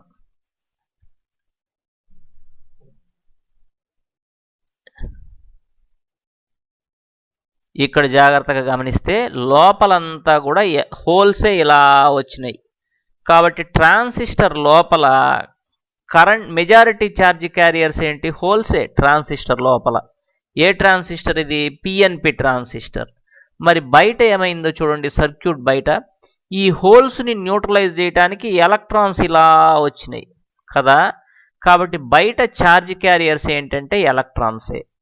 సో పిఎన్పి ట్రాన్సిస్టర్లో inside the transistor current is due to holes and outside the transistor current is due to electrons వల్ల కరెంట్ వస్తుంది అనమాట. ఓకేనా? మరి ఈ యారో మార్క్స్ ఏంటి అంటే కరెంట్ డైరెక్షన్. ఇది ఎప్పుడైనా గుర్తుపెట్టుకోండి, హోల్స్ ఎటుపోతుంటే కరెంట్ అటుపోతున్నట్టు లెక్క, లేదా ఎలక్ట్రాన్స్ ఎటుపోతున్నాయో దానికి ఆపోజిట్ డైరెక్షన్లో కరెంట్ పోతున్నట్టు. చూడండి, ఎలక్ట్రాన్స్ ఇటు కదా వచ్చింది, అంతే కదా, అందువల్ల కరెంట్ ఇటు ఉంది. సో కరెంట్ డైరెక్షన్ ఎటు ఉంటుంది? ఈ యారో మార్క్ అనేది కరెంట్ డైరెక్షన్. ఎటుంటుందంటే హోల్స్ ఎటు వెళ్తున్నాయో కరెంటు డైరెక్షన్ అటున్నట్టు, లేదా ఎలక్ట్రాన్స్ ఎటు వస్తున్నాయో దానికి ఆపోజిట్ డైరెక్షన్లో కరెంట్ ఉన్నట్టు లెక్క. ఓకేనా? ఇప్పుడు మనము పిఎన్పి ట్రాన్సిస్టర్ వర్కింగ్ అంతా తెలుసుకున్నాం. నెక్స్ట్ ఎన్పిఎన్ ట్రాన్సిస్టర్ని గురించి తెలుసుకుందాం. ఇప్పుడు వర్కింగ్ ఆఫ్ ఎన్పిఎన్ ట్రాన్సిస్టర్. ఇదే కదా ఎన్పిఎన్ ట్రాన్సిస్టర్. జాగ్రత్తగా అబ్జర్వ్ చేయండి. ఇది ఎన్పిఎన్ అంటే ఎమిటర్ వచ్చేసి ఎన్ రీజియన్, కలెక్టర్ వచ్చేసి ఎన్ రీజియన్, మధ్యలో బేస్ వచ్చేసి పి రీజియన్. ఓకేనా? ఇక్కడ కూడా ట్రాన్సిస్టర్లో ఇన్పుట్ సర్క్యూట్ ఎప్పుడు ఫార్వర్డ్ బయాస్లో ఉండాలి, అవుట్పుట్ సర్క్యూట్ ఎప్పుడు రివర్స్ బయాస్లో ఉండాలి. అలా ఉంటేనే ప్రాపర్గా బయాసింగ్ అయినట్టు లెక్క. ఇక్కడ ఇది చూడండి, ఇన్పుట్ ఇదే కదా, కామన్ బేస్ కదా, ఇది బేస్ కామన్గా ఉంది కాబట్టి కామన్ బేస్ కన్ఫిగరేషన్. ఇన్పుట్ చూద్దాం, ఇక్కడ ఉందిగా ఇన్పుట్, వీటి మధ్య ఇదిగో నెగటివ్ టెర్మినల్ పోయి ఎన్ రీజియన్కి, బ్యాటరీ పాజిటివ్ టెర్మినల్ వచ్చేసి పి రీజియన్కి. సరిపోయింది. అంటే ఇది ఏ బయాస్లో ఉంది చెప్పండి? ఖచ్చితంగా ఫార్వర్డ్ బయాసే కదా, మైనస్ మైనస్కి ప్లస్ ప్లస్కి అంటే ఫార్వర్డ్ బయాసే కదా. మరి ఇక్కడ చూడండి, ఎన్ రీజియన్ వచ్చేసి పాజిటివ్ టెర్మినల్, పి రీజియన్ వచ్చేసి నెగటివ్ టెర్మినల్. అంటే ఇది రివర్స్ బయాస్లో ఉన్నట్టే కదా. అంటే ఈ ట్రాన్సిస్టర్ ప్రాపర్గా బయాసింగ్ అయింది. ఇన్పుట్ సర్క్యూట్ ఎప్పుడు ఫార్వర్డ్ బయాస్లో ఉండాలి, అవుట్పుట్ సర్క్యూట్ ఎప్పుడు రివర్స్ బయాస్లో ఉండాలి. మరి ఇప్పుడు ఏం జరుగుతుంది? ఈ నెగటివ్ టెర్మినల్ నుంచి వచ్చిన నెగటివ్ ఛార్జెస్ ఇలా వచ్చి ఇక్కడున్న ఎలక్ట్రాన్స్ని రెపల్ చేస్తాయి. ఎలక్ట్రాన్స్ అన్ని చూడండి ఒక్కసారిగా ఇట్లా బేస్ వైపు మూవ్ అయినాయి. అందువల్ల కరెంట్ పాస్ అవుతుంది. దాన్ని ఐఈ అంటారు, ఎమిటర్ కరెంట్. ఈ ఎలక్ట్రాన్స్ అన్నీ ఇలా బేస్లోకి వచ్చినాయి కదా. దీని దగ్గర అన్ని హోల్స్ లేవు, కొద్దిగా ఉన్నాయి హోల్స్. ఇది పి రీజియన్ కదా, హోల్స్ ఉంటాయి ఇక్కడ. అయితే లైట్లీ డోప్డ్ రీజియన్ కాబట్టి కొద్దిగా హోల్స్ ఉన్నాయి ఇక్కడ. ఒక 5% ఎలక్ట్రాన్స్ ఈ హోల్స్తో రీకంబైన్ అయిపోతాయి. అందువల్ల బేస్ కరెంట్ ఐబీ పాస్ అవుతుంది. రిమైనింగ్ 95 ఎలక్ట్రాన్స్ ఇలా వచ్చి కలెక్టర్ రీజియన్లోకి వచ్చేసినాయి. 95% ఎలక్ట్రాన్స్. ఈ ఎలక్ట్రాన్స్ అన్నిటికీ కూడా ఒక్కొక్క ఎలక్ట్రాన్కి ఒక్కొక్క హోల్ ఉంటే న్యూట్రలైజ్ అయిపోతుంది. కరెక్టేనా? మరి అప్పుడు ఏమవుతుందంటే ఇక్కడ పాజిటివ్ టెర్మినల్ కనెక్ట్ అయింది కదా, అంటే ఇలా ఒక్కొక్క ఎలక్ట్రాన్కు ఒక్కొక్క హోల్ వచ్చేస్తుంది అనమాట. అప్పుడు అన్ని ఎలక్ట్రాన్స్ న్యూట్రలైజ్ అయిపోతాయి, అంతేనా? లేకపోతే ఇంకో రకంగా చెప్పాలంటే ఈ ఎలక్ట్రాన్స్ అన్నీ పాజిటివ్ టెర్మినల్లోకి వెళ్ళిపోతాయి. అన్ని ఎలక్ట్రాన్స్ పాజిటివ్ టెర్మినల్లోకి వెళ్ళిపోయి న్యూట్రలైజ్ అయిపోతాయి. సో దానివల్ల ఒక కలెక్టర్ కరెంట్ ఐసీ పాస్ అవుతుంది. ఇక్కడ కూడా I E is equal I B plus I C, కరెక్టే కదా. అయితే జాగ్రత్తగా అబ్జర్వ్ చేసినట్టయితే లోపల ట్రాన్సిస్టర్ లోపల ఎలక్ట్రాన్స్ ఇలా వచ్చినాయి. అంటే inside the transistor current is due to electrons. మరి బయట సర్క్యూట్లో హోల్స్ ఏం రావు, ఎలక్ట్రాన్సే ఇలా వస్తాయి అన్నమాట పాజిటివ్ టెర్మినల్లోకి. లేకపోతే నువ్వు ఊహించుకోవచ్చు హోల్స్ ఇటు వచ్చినట్టు అంతే. So outside the circuit కూడా current is due to electrons. కాబట్టి ఈ ట్రాన్సిస్టర్లో దీని పేరేంటి, ఎన్పిఎన్ ట్రాన్సిస్టర్లో లోపల బయట రెండు చోట్ల కూడా current is due to electrons. మరి యారో మార్క్స్ ఏంటి అంటే ఇక్కడ ఉన్నాయి చూసారా, ఎలక్ట్రాన్స్ ఎటు వస్తున్నాయో చూసుకొని ఆపోజిట్ డైరెక్షన్లో యారో మార్క్ పెట్టండి. ఎందుకంటే ఎలక్ట్రాన్స్ ఎటు పోతున్నాయో ఆపోజిట్ డైరెక్షన్లో కరెంట్ వస్తున్నట్టు. ఎలక్ట్రాన్స్ ఇటు కదా వస్తున్నది కాబట్టి ఇటు పెట్టండి యారో మార్కు, కరెంట్ ఇటు వస్తున్నట్టు లెక్క. ఐసీ ఇటు ఉంది, కరెక్టేనా. సో ఇదంతా కూడా working of N P N transistor. I E is equal to I B plus I C. ఓకేనా. నెక్స్ట్ మనం ట్రాన్సిస్టర్ యాంప్లిఫైయర్గా ఎలా పనిచేస్తుంది అనే కాన్సెప్ట్ నెక్స్ట్ క్లాస్లో చూద్దాం. Okay right. డియర్ స్టూడెంట్స్, ఇవాల్టి మన క్లాస్లో ఒక ట్రాన్సిస్టర్ను యాంప్లిఫైయర్గా ఎలా యూజ్ చేస్తారో తెలుసుకుందాం. అసలు యాంప్లిఫైయర్ అంటే ఏంటి? యాంప్లిఫైయర్ అనేది ఒక డివైస్. అది వీక్ సిగ్నల్ను స్ట్రాంగ్ సిగ్నల్గా మారుస్తుంది అన్నమాట. అంటే సిగ్నల్ స్ట్రెంగ్త్ పెంచుతుంది. అలాంటి డివైజ్ను యాంప్లిఫైయర్ అంటారు. అలా వీక్ సిగ్నల్ను స్ట్రాంగ్ సిగ్నల్గా మార్చే ప్రాసెస్ను యాంప్లిఫికేషన్ అంటారు. So the process of raising the strength of a weak signal is known as amplification. దానికి గాను ఉపయోగించే డివైజే యాంప్లిఫైయర్. రెండు రకాలైనటువంటి యాంప్లిఫైయర్స్ ఉన్నాయి, power amplifier, voltage amplifier. Power లెవెల్ని పెంచితేనేమో దాన్ని పవర్ యాంప్లిఫైయర్ అంటారు. అలా కాకుండా వోల్టేజ్ లెవెల్ని పెంచే యాంప్లిఫైయర్ను వోల్టేజ్ యాంప్లిఫైయర్ అంటారు అన్నమాట. రెండు రకాలైనటువంటి యాంప్లిఫైయర్స్ ఉన్నాయి.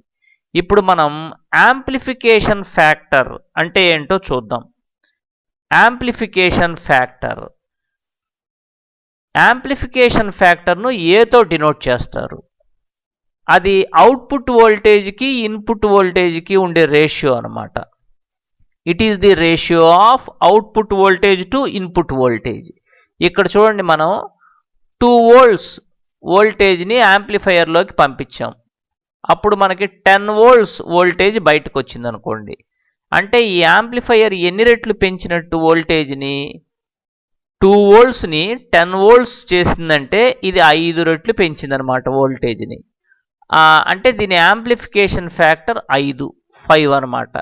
So amplification factor A is equal to output voltage by input voltage. మన ఎగ్జాంపుల్లో 10/2 వస్తుందన్నమాట, 5.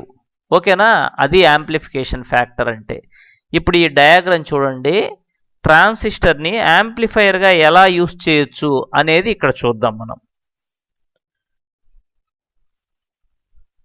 ఇది ఒక ఎన్పిఎన్ ట్రాన్సిస్టర్. అయితే ఈ డయాగ్రామ్ తప్పు ఉంది. యారో మార్క్ ఇటు ఉండకూడదు, ఇటుంటే పిఎన్పి కదా, బేస్ వైపు ఉంటే యారో మార్క్ తిప్పి వేసుకోవాలి. మీరు అలా వేసుకోండి, ఇలా బయటికి వేయాలి యారో మార్కు, అప్పుడే ఇది ఎన్పిఎన్ అవుతుంది.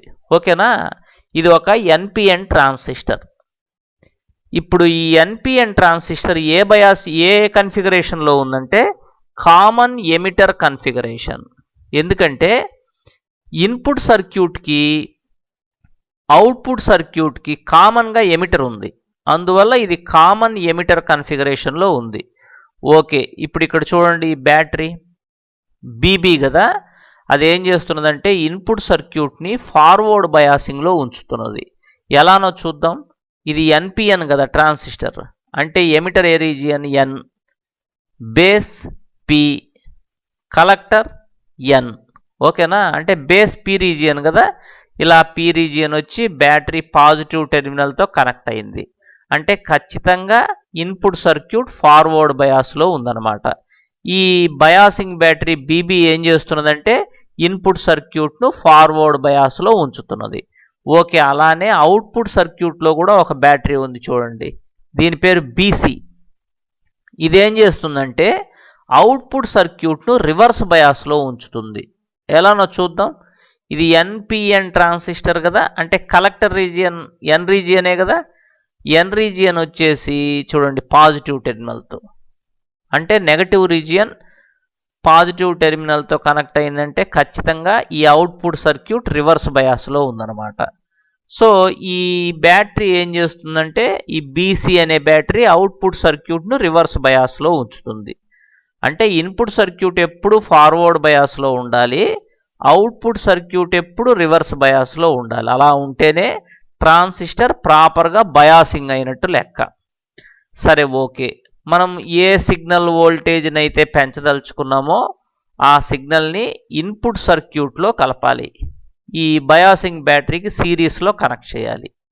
అంటే ఇప్పుడు మనం దీని స్ట్రెంగ్తే పెంచదలుచుకున్నాం. ఓకే, ఇన్పుట్ సర్క్యూట్లో ఒక రెసిస్టెన్స్ కూడా ఉంది. ఇన్పుట్ వోల్టేజ్ని ఏమంటారంటే విబిఈ అంటారనమాట, ఎందుకంటే ఇది బేస్ ఎమిటర్ వోల్టేజ్ కాబట్టి. అలానే అవుట్పుట్ వోల్టేజ్ని ఏమంటారంటే విసిఈ అంటారు, ఎందుకంటే కలెక్టర్ ఎమిటర్ వోల్టేజ్ కాబట్టి. అవుట్పుట్ సర్క్యూట్లో ఇంకొక రెసిస్టెన్స్ ఉంది, దాని పేరు లోడ్ రెసిస్టెన్స్ అంటారు, ఆర్ఎల్. ఇది లార్జ్ రెసిస్టెన్స్. దీని దగ్గరే మనం అవుట్పుట్ తీసుకుంటాం. అంటే we take output across this load resistor. ఓకేనా. ఇప్పుడు ఇది వ్యారియింగ్ వోల్టేజ్ కదా, చూడండి దీన్నే కదా మనం యాంప్లిఫై చేయదలుచుకున్నాం. ఇది వ్యారియింగ్ వోల్టేజ్ కదా. ఎప్పుడైతే ఈ వోల్టేజ్ వ్యారీ అవుతున్నదో ఇన్పుట్ కరెంట్ కూడా వ్యారీ అవుతుంటుంది అనమాట. అంటే ఈ ఐబి అనేది పెరుగుతూ తగ్గుతూ ఉన్న కరెంటు. ఇందులో స్మాల్ చేంజెస్ వచ్చినా కూడా అవుట్పుట్ కరెంట్ ఐసీలో లార్జ్ చేంజెస్ వస్తాయి. ఈ ట్రాన్సిస్టర్ యాక్షన్ అదే అన్నమాట. ఇన్పుట్ కరెంట్లో స్మాల్ చేంజెస్ వచ్చినా కూడా అవుట్పుట్ కరెంట్లో లార్జ్ చేంజెస్ వస్తాయి. అంటే ఈ లార్జ్ కరెంటు లార్జ్ రెసిస్టెన్స్ గుండా పాస్ అయిందనుకోండి, అప్పుడు అవుట్పుట్ వోల్టేజ్ ఎలా ఉంటుంది, డెఫినెట్గా ఎక్కువ ఉంటుంది. ఎందుకంటే మీకు తెలుసు కదా, voltage V = IR ohm's law నుంచి. I ఎక్కువ ఉంది, R కూడా ఎక్కువ ఉంది, ఆటోమేటిక్గా అవుట్పుట్ వోల్టేజ్ ఎలా ఉంటుంది, డెఫినెట్గా ఎక్కువ ఉంటుంది. సో ఇలా మనం లార్జ్ అవుట్పుట్ వోల్టేజ్ని పొందొచ్చు అన్నమాట. ఇది ట్రాన్సిస్టర్ యాక్షన్. ఇక్కడ చూడండి, ఇప్పుడు మనం కరెంట్ గెయిన్ అంటే ఏం లేదు, దాన్ని బీటాతో డినోట్ చేస్తారు. That is the ratio of change in output current to change in input current, that is delta I C by delta I B. మీకు తెలుసుగా, అవుట్పుట్ కరెంట్ అంటే ఐసి అని, ఇన్పుట్ కరెంట్ అంటే ఐబి అని చూసాం కదా. So current gain is the ratio of change in output current to change in input current. అలానే voltage gain అంటే ఏంటి, it is the ratio of output voltage to input voltage. ఇక్కడ output voltage అంటే VCE, input voltage అంటే VBE అనమాట. మరి అలానే power gain అంటే ఏంటి, it is the ratio of output power to input power. అదే పవర్ గెయిన్ అంటే. పవర్ గెయిన్ని ఏపీతో డినోట్ చేస్తారు. Power gain is equal current gain into voltage gain. ఎందుకంటే మీకు తెలుసు కదా, పవర్ అంటే P = VI అని, power is equal current into voltage. మరి అలాంటప్పుడు power gain is equal current gain into voltage gain. ఓకేనా. ఇలా మనము ఒక ట్రాన్సిస్టర్ను యాంప్లిఫైయర్గా యూజ్ చేయొచ్చు. అంతేకాకుండా ట్రాన్సిస్టర్ని ఒక ఆసిలేటర్గా కూడా యూజ్ చేయొచ్చు. ఆసిలేటర్ అంటే ఏంటి, ఏసీ కరెంటును ప్రొడ్యూస్ చేసే డివైజ్ను ఆసిలేటర్ అంటారు అన్నమాట. ట్రాన్సిస్టర్ని ఆసిలేటర్గా కూడా యూజ్ చేయొచ్చు, ట్రాన్సిస్టర్ని ఒక స్విచ్గా కూడా యూజ్ చేయొచ్చు అనమాట. ఓకేనా. రైట్.